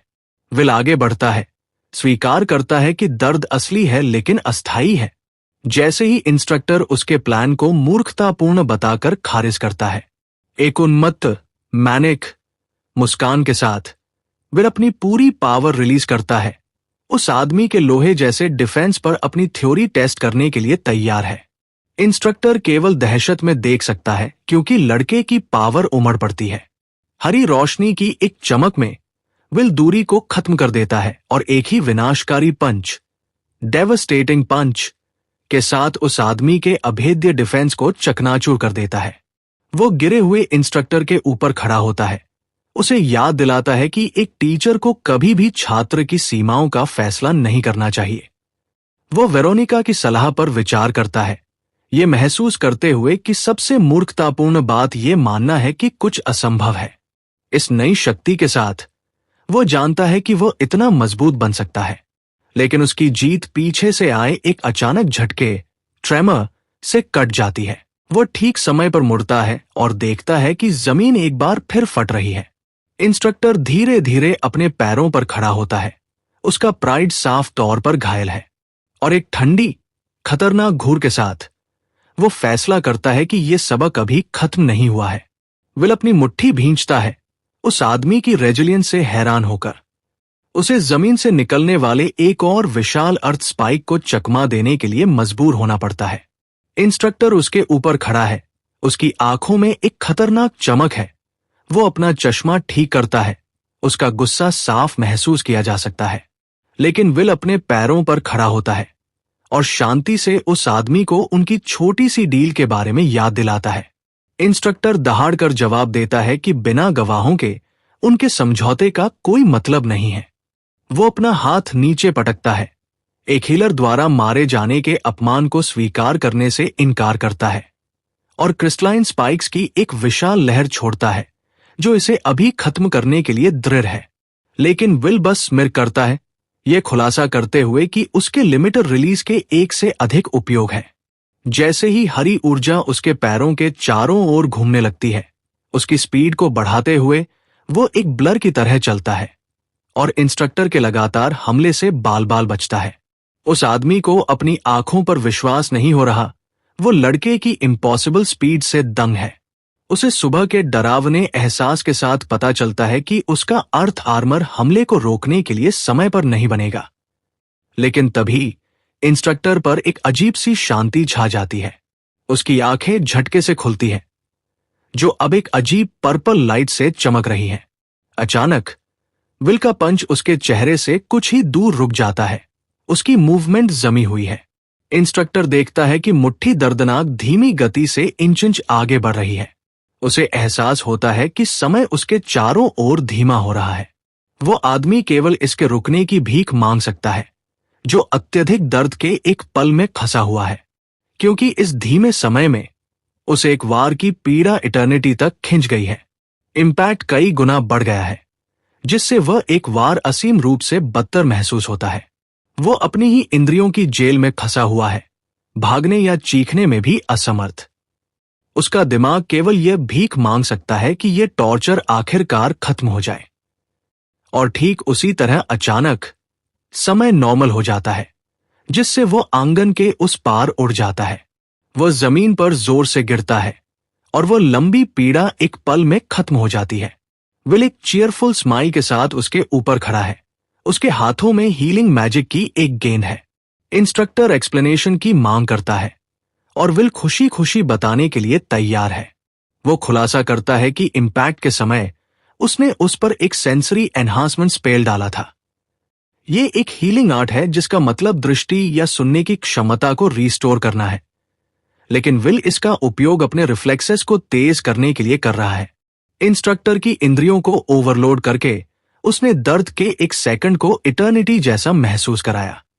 विल इंस्ट्रक्टर को याद दिलाता है कि अब वो खुद जानता है कि वह एक्सपीरियंस कितना दर्दनाक हो सकता है। फिर वह एक चीयरफुल स्माइल के साथ पूछता है कि क्या उसने आखिरकार मेकअप लेसन पास कर लिया है। लेकिन इससे पहले कि वह आदमी जवाब दे सके, विल उसे एक और रिक्वेस्ट के साथ पकड़ लेता है। वह स्वीकार करता है कि हीलर्स के प्रति लोगों के प्रेजुडिस को बदलना मुश्किल है, लेकिन अगर इंस्ट्रक्टर फिर से उसके रास्ते में आया तो वह सुनिश्चित करेगा कि सबक कहीं अधिक दर्दनाक हो। डरा हुआ इंस्ट्रक्टर केवल सहमत हो सकता है, ये महसूस करते हुए कि वो बस अकेला रहना चाहता है। धमकी देने के बाद विल का खुशमिजाज व्यवहार वापस आ जाता है, क्योंकि वो उस आदमी के कोऑपरेशन के लिए पूछता है। और बस इसी तरह विल की एकेडमी में जिंदगी बदलने लगती है। इंस्ट्रक्टर उस एनकाउंटर से पूरी तरह हिलकर चला जाता है और सोचता है कि विल वास्तव में किस तरह का मॉन्स्टर है। वो हमेशा मानता था कि हीलर्स कमजोर होते हैं, जिन्हें बस ऑफेंसिव मेज की बात माननी चाहिए। लेकिन अब उसे इतना यकीन नहीं है। उसे एहसास होता है कि विल के पास न केवल हाई कॉम्बैट एबिलिटी है, बल्कि एक विल पावर इतनी मजबूत है कि वो किलिंग इंटेंट की सीमा तक है। जैसे ही वह दूर जाता है, छाया से एल्पस निकलता है, पूछता है कि क्या मेकअप लेसन खत्म हो गया है। वो डींग मारता है कि विल अब एक्सपल्शन के एक कदम और करीब होगा। लेकिन इंस्ट्रक्टर अचानक फट पड़ता है, उस पर चुप रहने के लिए दहाड़ता है। वो उस यंग नोबल को पकड़ लेता है। उसकी आंखें गुस्से से चमक रही हैं, क्योंकि वो उसे विल से दूर रहने की चेतावनी देता है। वो जोर देकर कहता है कि ये एल्पस की अपनी भलाई के लिए है और विल को केवल एक हीलर के रूप में देखना एक बड़ी गलती है। लेकिन एल्पस अपना रैंक दिखाने की कोशिश करता है, उस आदमी को याद दिलाता है कि उसका पिता कौन है। हालांकि धमकी अपनी ताकत खो चुकी है और इंस्ट्रक्टर शांति से उसे आगे बढ़ने के लिए कहता है। वो अपनी पीठ फेर लेता है, ये जोड़ते हुए कि अगर उसका पिता इतना पावरफुल है तो उसे विल को खुद ही एक्सपेल करवा देना चाहिए। इंस्ट्रक्टर चेतावनी देता है कि विल जैसा मॉन्स्टर कंट्रोल होने के बजाय उन पर ही पलट सकता है। उस डरावने विचार के साथ वो यंग नोबल को अपनी फ्रस्ट्रेशन में उबलने के लिए छोड़ देता है। एल्पस केवल भड़क सकता है, पास के एक पिलर पर अपनी मुट्ठी मारता है। वह उस हीलर को कोसता है जिसने उसके प्राइड को पूरी तरह से चकनाचूर कर दिया है। कुछ दिनों बाद एकेडमी में लाइफ ने एक नई शांत रिदम पाली है। विल क्लास के एक लंबे दिन के बाद स्ट्रेच करता है, आखिरकार शांति से पढ़ने में सक्षम है। वो नोट करता है कि इंस्ट्रक्टर की चेतावनी ने काम किया लगता है, क्योंकि ओपुलस अब केवल दूर से ही घूरता है। लेकिन बुलीज के हटने के बाद भी विल जानता है कि फ्यूचर को बदलने के लिए ये काफी नहीं है। उसे याद है, उसे एक्सपोनेंशियली मजबूत होने की जरूरत है। वो विचार करता है कि जबकि उसका फिजिकल एनहांसमेंट एक अच्छी शुरुआत है, ये अभी भी सिर्फ ब्रूट फोर्स है और उसे इसे एक सच्चे वेपन में रिफाइन करने की जरूरत है। वो जानता है कि उसका सेंसरी एनहांसमेंट डराने धमकाने के लिए एक पावरफुल टूल है, लेकिन ये सच्चे ऑफेंसिव मैजिक से बहुत दूर है। इसलिए वो उस एकमात्र व्यक्ति की तलाश करता है जिसके पास कुछ जवाब हो सकते हैं। स्वयं ऑफेंसिव मैजिक की प्रोडिजी प्रोफेसर वेरोनिका। वो अपने विचार रखता है, अपनी प्रोग्रेस पर उसकी राय मांगता है, लेकिन इससे पहले कि वह जवाब दे, उसके पास कहने के लिए कुछ और है। विल इंतजार करता है, उस स्टोइक प्रोफेसर से क्या उम्मीद की जाए ये सुनिश्चित नहीं है। उसके सरप्राइज के लिए वो एक रेयर स्माइल देती है और उसे अच्छे काम के लिए बधाई देती है। वो खुलासा करती है कि उसकी प्रोग्रेस अन्य टीचर्स के बीच डिस्कशन का एक मेजर टॉपिक बन गई है। हालांकि वह स्वीकार करती है कि उनमें से ज्यादातर उसकी सक्सेस को लेकर बिल्कुल रोमांचित नहीं है। वह पूछता है कि क्या वह अपनी इन्वॉल्वमेंट छिपा रही है, लेकिन वह बस कहती है कि वह दूसरों से इतनी बात नहीं करती कि ये बात सामने आए। विल को एहसास होता है कि टीचर्स के बीच भी वेरोनिका पूरी तरह से एक आउटकास्ट है, लेकिन वो वास्तव में राहत महसूस करता है, क्योंकि इसका मतलब है कि उसकी मदद करने के लिए उसकी रेप्यूटेशन को नुकसान नहीं होगा। वो उसकी चिंता को खारिज कर देती है, ये जोड़ते हुए कि उसे ही आभारी होना चाहिए। वो समझाती है कि एक नॉर्मल हीलर ने कभी भी उसकी अग्रेसिव थ्योरी पर विचार नहीं किया होता। और एक अचानक चमक के साथ वो अपनी तलवार खींचती है, ये स्वीकार करते हुए कि वह ये देखने के लिए क्यूरियस थी कि एक सच्चा फाइटिंग हीलर कैसा दिखेगा। विल केवल शौक में घूर सकता है, पूछता है कि वह क्या कर रही है। वो उसे बताती है कि अगर उसे एडवाइस चाहिए तो उसे उसके करंट लेवल को खुद देखना होगा। वो प्रोटेस्ट करने की कोशिश करता है, लेकिन वो उसकी बात काट देती है, उसे याद दिलाती है कि असली बैटलफील्ड पर कोई टाइम आउट नहीं होता। और बिना एक और शब्द कहे वो ब्लाइंडिंग स्पीड के साथ आगे लपकती है। विल पूरी तरह से ऑफ गार्ड पकड़ा जाता है, उसके अचानक हमले पर रिएक्ट करने में मुश्किल से सक्षम होता है। वह ठीक समय पर उसके चमकते ब्लेड को ब्लॉक करने में सफल होता है। इम्पैक्ट की फोर्स उसे लड़खड़ा देती है। वो अपने दांत पीसता है, उसकी भारी ताकत के खिलाफ अपनी जगह बनाए रखने के लिए स्ट्रगल करता है। दोनों एक दूसरे पर वार की बौछार करते हैं। स्टील और मैजिक की एक ब्लर आंगन को भर देती है। विल को एहसास होता है कि उसकी बढ़ी हुई रिएक्शन स्पीड के साथ भी वो मुश्किल से उसके साथ बना रह पा रहा है। वह समझता है कि वेरोनिका केवल तेज नहीं है, उसके मूवमेंट एक कंटिन्यूअस रिलेंटलेस असॉल्ट के लिए रिफाइन किए गए हैं। वह जानता है कि अपने शरीर को तेजी से चलने के लिए मजबूर करने की अपनी सीमाएं हैं। वह फैसला करता है कि उसे स्पीड के एक ऐसे बर्स्ट का उपयोग करने की आवश्यकता है जो उसने अभी तक नहीं देखा है। प्रोडिजी को पूरी तरह से ऑफ गार्ड पकड़ने के लिए एक डेस्परेट गैम्बल। सुनहरी ऊर्जा के उभार के साथ वह एक एक्रोबेटिक स्ट्राइक के लिए खुद को हवा में लॉन्च करता है। लेकिन वेरोनिका की आंखें चौड़ी हो जाती हैं। उसकी नजर में जेन्युइन सरप्राइज की एक चमक है। वो अपनी मैजिक स्वॉर्ड पर अपनी पकड़ मजबूत करती है। इसकी पावर लाइफ में भड़क उठती है और एक ही फ्लूइड मोशन के साथ वो उसके हमले को पूरी तरह से चकनाचूर कर देती है। विल बस देखता रह जाता है जब उसकी उधार ली हुई ब्लेड टुकड़ों में बिखर जाती है। उसकी तलवार की नोक बेकार होकर पत्थर के आंगन पर गिरती है। वो केवल एक नर्वस हंसी हंस सकता है, हाथ में टूटा हुआ हिल्ट पकड़े हुए। एक्सचेंज खत्म होने के बाद वेरोनिका शांति से अपना हथियार वापस रख लेती है। वह स्वीकार करती है कि वह हैरान है कि विल ने उसे अपनी मैजिक स्वॉर्ड निकालने पर मजबूर कर दिया। वो उसकी स्किल की तारीफ करती है, ये नोट करते हुए कि वो पहले से ही अपनी क्लास में टॉप पर है। लेकिन विल जानता है कि ये काफी नहीं है। वेरोनिका मुस्कुराती है, उसकी एम्बिशन से खुश होकर, और पूछती है कि क्या वह सिंपल फिजिकल एनहांसमेंट से आगे बढ़ने के लिए तैयार है। विल टूटे हुए हिल्ट को घूरता है, ये स्वीकार करते हुए कि केवल अपने शरीर के लिमिटर्स को हटाना काफी नहीं है। वो वेरोनिका को बताता है कि वह अपनी हीलिंग मैजिक के लिए नए एप्लीकेशंस खोजने की कोशिश कर रहा है, लेकिन वह एक दीवार से टकरा गया है। वह सुझाव देती है कि उसमें जिस चीज की कमी है वो है रियल कॉम्बैट एक्सपीरियंस, जहां असली इनोवेशन का जन्म होता है। वह पूछती है कि क्या उसने उनकी स्पैरिंग से कुछ सीखा, और उसके दिमाग में वेरोनिका के इंटेंस फोकस की याद ताजा हो जाती है।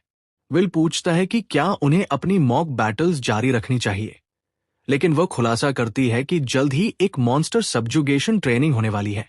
ये खबर उसे चौंका देती है क्योंकि उसे अपनी पिछली जिंदगी से ये इवेंट याद है। 3 एकेडमीज के बीच एक जॉइंट ट्रेनिंग एक्सरसाइज। पहली उसकी अपनी श्वार्ज एकेडमिया है, जो ऑफेंसिव मेज के लिए स्कूल है। दूसरी हिलिक एकेडमिया है, हीलर्स के लिए स्कूल जहां वह कभी पढ़ता था। और तीसरी सन स्वॉर्ड्समैनशिप एकेडमी है, जो मास्टर्स ऑफ द ब्लेड के लिए है। तीनों स्कूलों के छात्र असली सब्जुगेशन रिक्वेस्ट लेने के लिए पार्टियां बनाते हैं। एक ऐसा इवेंट जिसे विल को अपनी पिछली जिंदगी में छोड़ने का याद है। वो कसम खाता है कि इस बार वो मॉन्स्टर्स को हराएगा और ह्यूमैनिटी की भयानक किस्मत को बदल देगा। और ये जॉइंट ट्रेनिंग उसका पहला असली मॉन्स्टर सब्जुगेशन होगा। लेकिन वेरोनिका उसकी एक्साइटमेंट को रियलिटी चेक के साथ कम कर देती है। वह समझाती है कि इसमें पार्टिसिपेट करने के लिए भी उसे पहले एक सिलेक्शन एग्जाम पास करना होगा। कहीं और फर्स्ट ईयर स्टूडेंट्स के बीच एक नए प्रोडिजी के बारे में अफवाह फैल रही है। फर कॉलर वाले कोट पहने एक भारी भरकम आदमी दूर से बैठकर ऑब्जर्व कर रहा है। नीले बालों वाली एक महिला उसके सामने खड़ी होकर किसी से एग्जाम में फर्स्ट प्लेस के लिए निशाना साधने को कह रही है। मॉन्स्टर्स की याद जिसने उसकी दुनिया को नष्ट कर दिया था, विल के डिटर्मिनेशन को और बढ़ा देती है। वह जानता है कि एक सच्चा वॉरियर बनने की दिशा में ये उसका पहला असली कदम है। वह पूछता है कि एग्जाम में क्या होगा, और वो खुलासा करती है कि कैंडिडेट्स को एक दूसरे से लड़ने के लिए मजबूर किया जाएगा। वह समझाती है कि श्वार्ज में केवल सबसे मजबूत कुछ लोगों को ही चुना जाता है। विल इस एग्रेसिव स्टाइल पर विचार करता है, उसकी पुरानी एकेडमी से बिल्कुल अलग। हिलिक की याद उसे अपनी पिछली जिंदगी के मेंटर की एक संक्षिप्त याद दिलाती है। वेरोनिका उसे चेतावनी देती है कि अफवाह है कि एक नया प्रोडिजी पहले ही कुछ टीचर्स से आगे निकल चुका है। विल पूछता है कि क्या वो कभी इस रहस्यमयी नए छात्र से मिली है। वो समझाती है कि उस प्रोडिजी का कोई और मेंटर है। हालांकि विल को शक है कि उसकी रेपुटेशन भी एक फैक्टर है, लेकिन वो फिर भी उसकी ट्रेनिंग में मदद करने का वादा करती है। वो बहुत खुश होता है और बहुत जरूरी सपोर्ट के लिए उसे धन्यवाद देता है। एग्जाम का दिन आता है और विल एक विशाल एरिना की ओर बढ़ता है। वो मैदान पर कदम रखता है, चुनौती का सामना करने के लिए तैयार। वो अपने संकल्प को मजबूत करता है, ये जानते हुए कि उसने इस टेस्ट के लिए जितनी हो सके उतनी तैयारी की है। लेकिन उसके विचारों में बाधा आती है जब पीछे से एक जाना पहचाना विशाल फिगर आता है। ये हेडमास्टर अलार्मम गोल्डरन है, जो उसे सीफ करने आए हैं। बूढ़ा आदमी एक बार फिर अपना आभार व्यक्त करता है, और विल ये सुनकर खुश है कि मैरी अच्छा कर रही है। गोल्डरन उसकी ज्यादा मदद न कर पाने के लिए माफी मांगते हैं, ये जानते हुए कि एकेडमी में उसका समय कितना कठिन रहा होगा। लेकिन विल बस मुस्कुराता है, उन्हें भरोसा दिलाता है कि हालांकि शुरू में ये एक संघर्ष था, लेकिन अब वो बिल्कुल ठीक है। वो फर्स्ट प्लेस लेने का अपना इरादा भी डिक्लेयर कर देता है, एक ऐसा बयान जो हेडमास्टर को गर्व से भर देता है। लेकिन दूर से एक और फिगर उनके एक्सचेंज को पूरी नफरत के साथ देखता है। वह इस हीलर के टॉप स्पॉट के लिए निशाना साधने के विचार पर ही हंसता है। फील्ड ट्रेनिंग सुपरवाइजर बोर्ड फैसला करता है कि उसे इन घमंडी बच्चों को सबक सिखाना होगा। विल की आंखें सिकुड़ जाती हैं। वो अपनी पिछली जिंदगी से उस आदमी को पहचानता है। उसे वो बोर्ड द पर्पल लाइटनिंग के रूप में याद है, जो ग्रेट वॉर का एक हीरो था। लेकिन जैसे ही बोर्ड उसे पकड़ता है, विल को याद आता है कि उस आदमी की उसकी यादें सुखद नहीं हैं। सुपरवाइजर डिक्लेयर करता है कि कॉम्बैट टैलेंट की दुनिया है जहां मेहनत का कोई मतलब नहीं है। वह तंज कसता है कि हीलर होने का मतलब है कि विल के पास जीतने का कोई चांस नहीं है। लेकिन विल बस वापस घूरता है, उस आदमी की दुश्मनी से पूरी तरह बेपरवाह। हेडमास्टर बीच बचाव करने की कोशिश करते हैं, लेकिन बोर्ड जोर देकर कहता है कि यह सिर्फ उसका एजुकेट करने का तरीका है। वह फिर एक दूसरे छात्र की ओर इशारा करता है, ये घोषित करते हुए कि ये विल का असली विरोधी है। चांदी के लंबे बालों वाला एक लंबा फिगर थोड़ी दूरी पर खड़ा है। वो मुड़ता है, उसकी चुभने वाली नीली आंखें उसे प्रोडिजी सीरियस ब्लू टी के रूप में पहचानती है। विल की आंखें सिकुड़ जाती हैं, उसका फोकस नए चैलेंजर पर है। बोर्ड पुष्टि करता है कि ये प्रोडिजी सीरियस ब्लू टी है और विल जानता है कि ये वो विरोधी है जिसे उसे फर्स्ट प्लेस तक पहुंचने के लिए हराना होगा। दो प्रतिद्वंद्वी एक दूसरे की आंखों में देखते हैं। उनके बीच एक खामोश चुनौती गुजरती है। हेडमास्टर बीच में आते हैं, उनके जुनून को नोट करते हुए, लेकिन उन्हें याद दिलाते हैं कि ये शुरू करने का समय है। वो छात्रों को एरिना के विशाल गेट्स की ओर भेजते हैं। अंदर अनगिनत छात्र पहले ही इकट्ठा हो चुके हैं, एग्जाम शुरू होने के लिए तैयार। विल भीड़ के बीच अपनी जगह लेता है, कुछ जाने पहचाने चेहरों को देखता है। वो ये देखकर हैरान है कि एरिका भी भाग ले रही है, जो समझाती है कि उसकी पॉकेट मनी दांव पर लगी है। पास ही ओपुलस और उसके साथी उसे दूर से घूरते हैं। कॉम्पिटिटर्स की भारी संख्या देखकर विल थोड़ा ओवरवेल्म्ड महसूस किए बिना नहीं रह पाता। हेडमास्टर गोल्डरन भीड़ को संबोधित करते हैं, उन्हें अपनी पूरी फाइटिंग स्पिरिट को बाहर निकालने के लिए प्रोत्साहित करते हैं। वो प्रिलिमिनरी राउंड के नियमों को समझाते हैं। एक टाइम सर्वाइवल बैटल, जहां केवल अंत में खड़े रहने वाले ही आगे बढ़ेंगे। विल नोट करता है कि एरिना में कितनी भीड़ है और प्रोडिजी सीरियस पास ही शांति से खड़ा है। लेकिन हेडमास्टर उन्हें भरोसा दिलाते हैं कि जगह कोई मुद्दा नहीं होगी। जैसे ही वो अपना स्टाफ नीचे पटकते हैं, स्पेशल मैजिक की एक विशाल लहर छोड़ते हुए उनके पैरों के नीचे की जमीन एक घूमते हुए तारों भरे विस्तार में बदल जाती है। वो अपना स्टाफ उठाते हैं, एक शक्तिशाली आर्टिफैक्ट जो अपार ऊर्जा से चमक रहा है, और एक अंतिम मंत्र के साथ वो सभी छात्रों को एग्जाम ग्राउंड्स में टेलीपोर्ट कर देते हैं।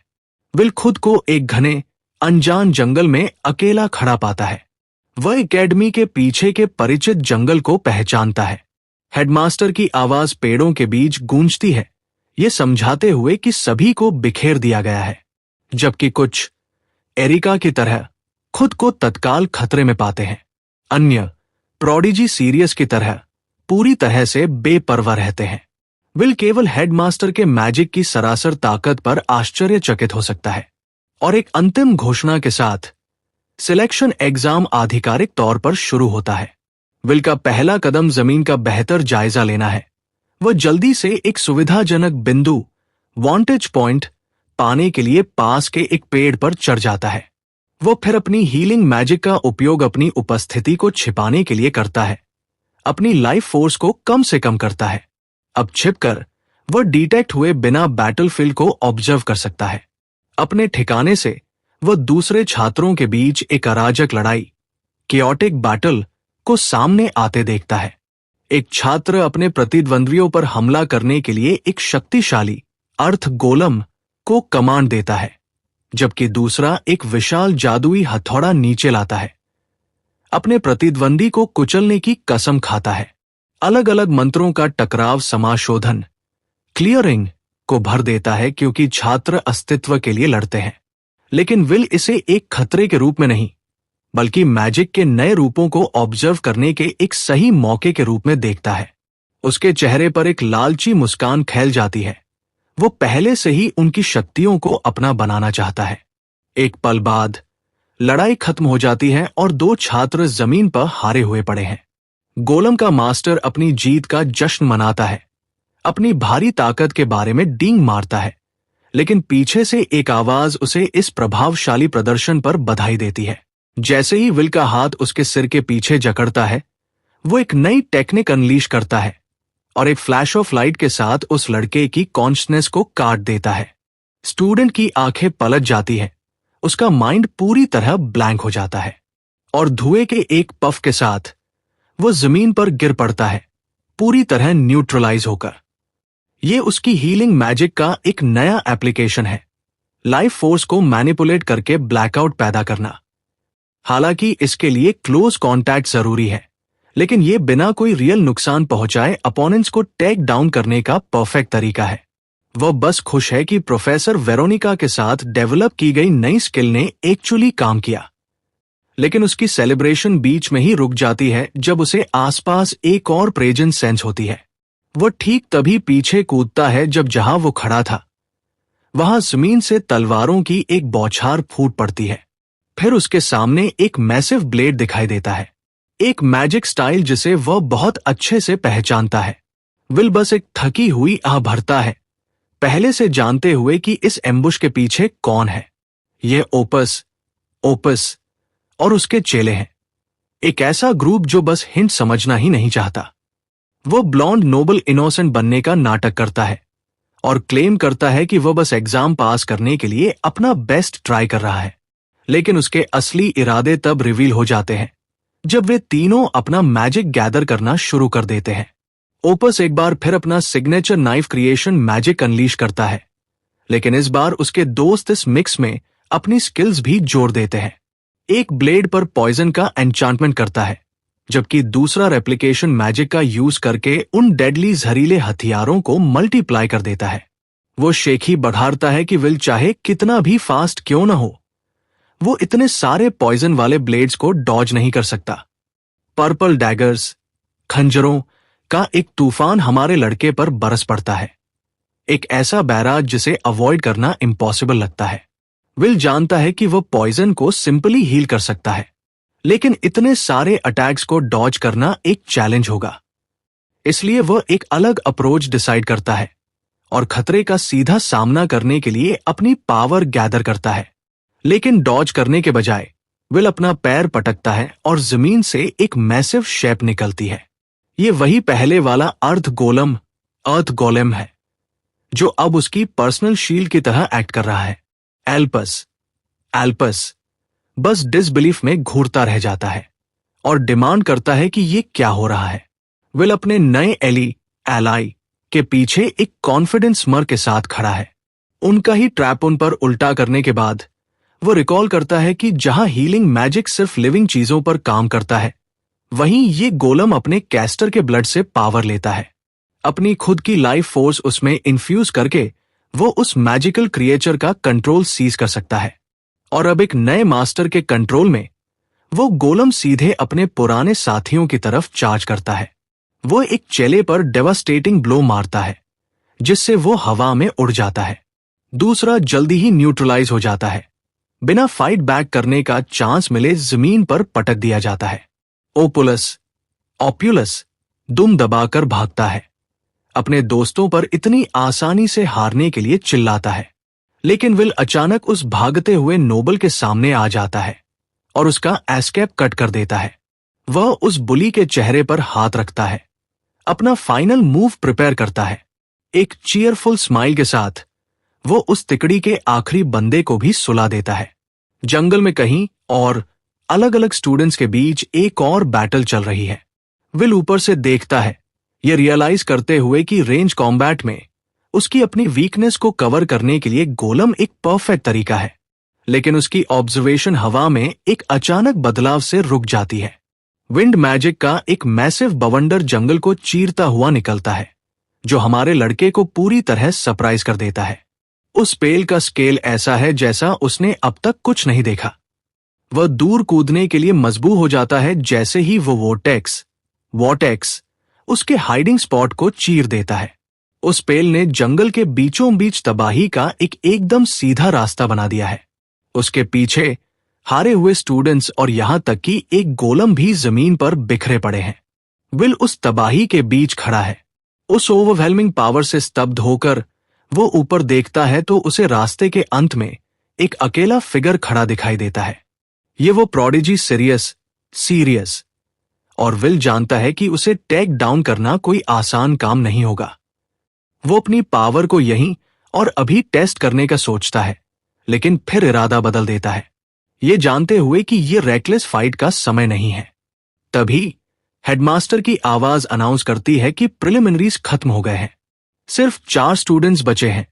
विल के पैरों पर एक टेलीपोर्टेशन सर्कल ग्लो करता है और उसे मेन इवेंट के लिए रेस्ट करने को कहा जाता है। बैटलफील्ड से ले जाए जाने से पहले वो अपने राइवल पर एक आखिरी नजर डालता है।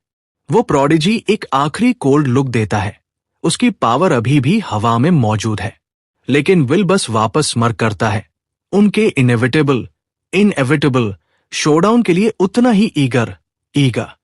सीरियस द्वारा छोड़ा गया तबाही का रास्ता उसकी इमेंस पावर का सबूत है। वापस अपने कमरे में विल बाकी दिन पढ़ाई में बिताता है। कल होने वाली फाइनल बैटल के लिए खुद को प्रिपेयर करता है।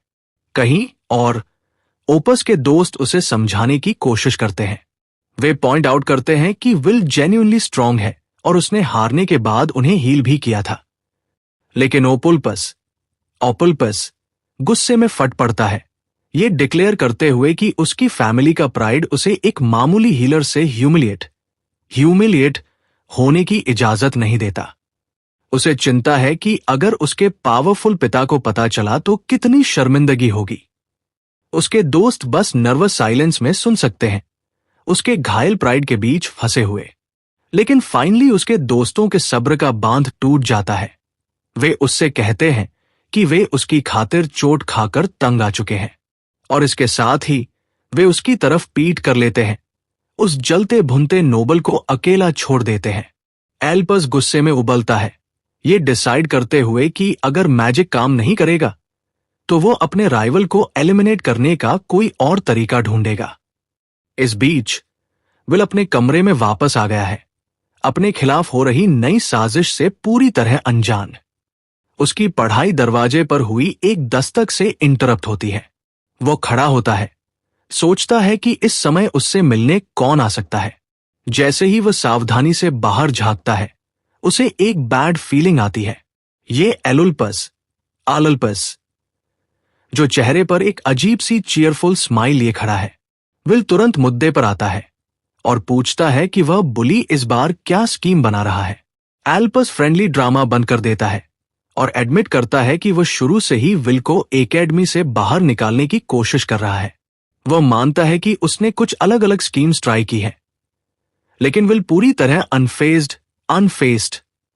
एल्पस डिसाइड करता है कि अब वह और सटल नहीं रहेगा और सीधे अपनी बात कहेगा। पावर के एक सर्च के साथ वो विल पर चिल्लाता है कि वो हमेशा के लिए एकेडमी छोड़ दे। विल शांति से पूछता है कि वो इतना एंटागोनिस्टिक क्यों है, लेकिन ओपुल्पस मजाक उड़ाते हुए कहता है कि हीलर्स को नीची नजर से देखने के लिए उसे किसी कारण की जरूरत नहीं है। वो रिवील करता है कि उसके अपने परिवार में हीलर्स को उसके कमजोर होपलेस बड़े भाई की तरह बाहर निकाल दिया जाता है।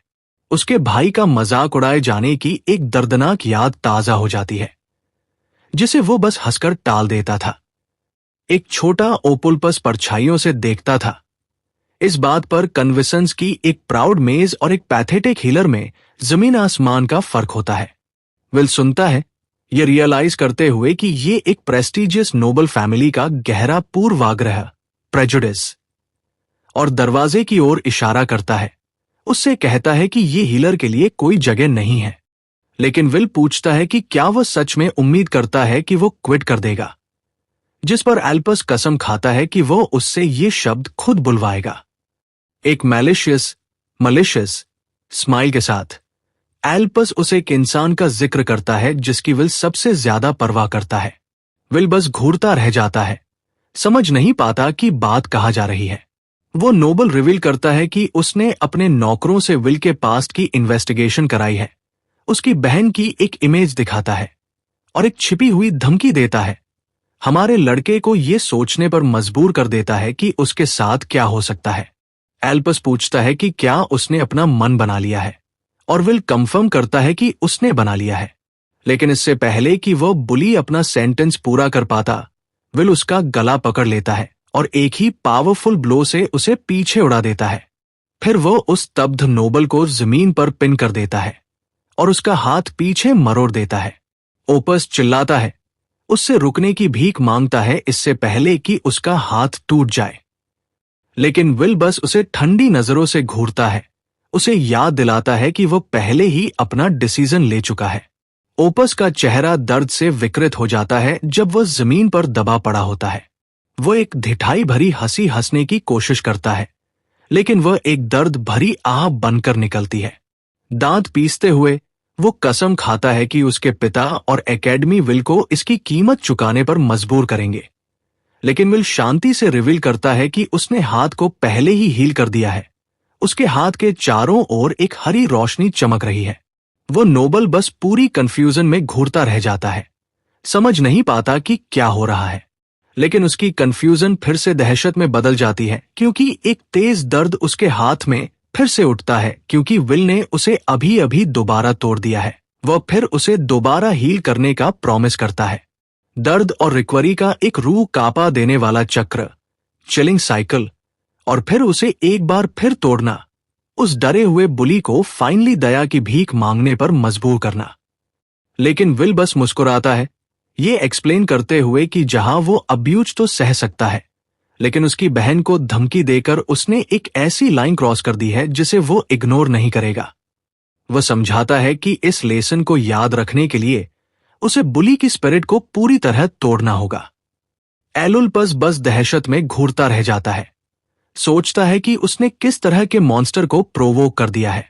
उसे फाइनली समझ आ जाता है कि ये एक हीलर की खाल में छिपा हुआ डेमन है, एक ऐसा इंसान जिससे उसे दोबारा कभी पंगा नहीं लेना चाहिए, क्योंकि अगर उसने ऐसा किया तो वह जानता है कि उसे मौत से भी बदतर किस्मत का सामना करना पड़ेगा। पाठ पढ़ाने के बाद विल शांति से उस डरे हुए नोबल को गुड नाइट कहता है। वो उनके नए एग्रीमेंट का एक आखिरी चीयरफुल रिमाइंडर देता है, एलुल्पस को पूरी तरह ट्रॉमाटाइज छोड़कर। वापस अपने कमरे में विल अंगड़ाई लेता है, ये एडमिट करते हुए कि वो कन्फ्रंटेशन सरप्राइजिंगली रिफ्रेशिंग था। मामला सेटल होने के साथ वो अपना फोकस मेन इवेंट की तरफ मोड़ता है, जो कल शुरू होने वाला है। अगले दिन हेडमास्टर गोल्डरैन अपनी सीट लेते हैं, फाइनल मैचेस शुरू होने के लिए तैयार। पास ही सुपरवाइजर बोर्ड और प्रोडिजी सीरियस कोल्ड कॉन्फिडेंस के साथ देख रहे हैं। विल ये देखकर सरप्राइज होता है कि दूसरे फाइनलिस्ट में से एक कोई और नहीं बल्कि उसकी नई दोस्त एरिका है।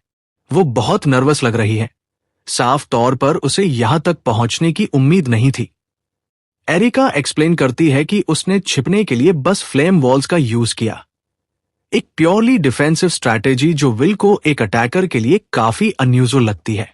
वो सोचता है कि क्या भागने पर बेस्ट स्ट्रैटेजी सच में 1-1 टूर्नामेंट में काम कर सकती है। वह पूछती है कि क्या वो उस पर रहम इजी करेगा क्योंकि वे दोस्त है, लेकिन विल साफ मना कर देता है। लेकिन उसका मूड तुरंत बदल जाता है जब वह डिक्लेयर करती है कि वह बेहतर इवैल्यूएशन के लिए अपनी पूरी ताकत से लड़ेगी। दोनों स्टूडेंट्स के तैयार होने के साथ फाइनल टूर्नामेंट का पहला मैच ऑफिशियली शुरू होता है। एरिका अपनी पावर गैदर करती है, उसकी आंखों में एक डिटरमिन्ड लुक के साथ उसके हाथों में आग जल उठती है। वो लपटों का एक मैसिव टॉरेंट अनलीश करती है, जिसे सीधे विल की तरफ भेजती है। लेकिन हमारा लड़का अटैक का सीधा सामना करता है और एक ही पंच से फायरबॉल को चकनाचूर कर देता है। वो नोट करता है कि उसका स्टैंड अप फ्लेम मैजिक इतना कमजोर है कि उसका हीलिंग मैजिक उसे आसानी से काउंटर कर सकता है। वह अटैक को आसानी से झाड़ने और आगे बढ़ने की तैयारी करता है, लेकिन जैसे ही लपटें उसे घेर लेती हैं, उसे रियलाइज होता है कि कुछ बहुत गड़बड़ है।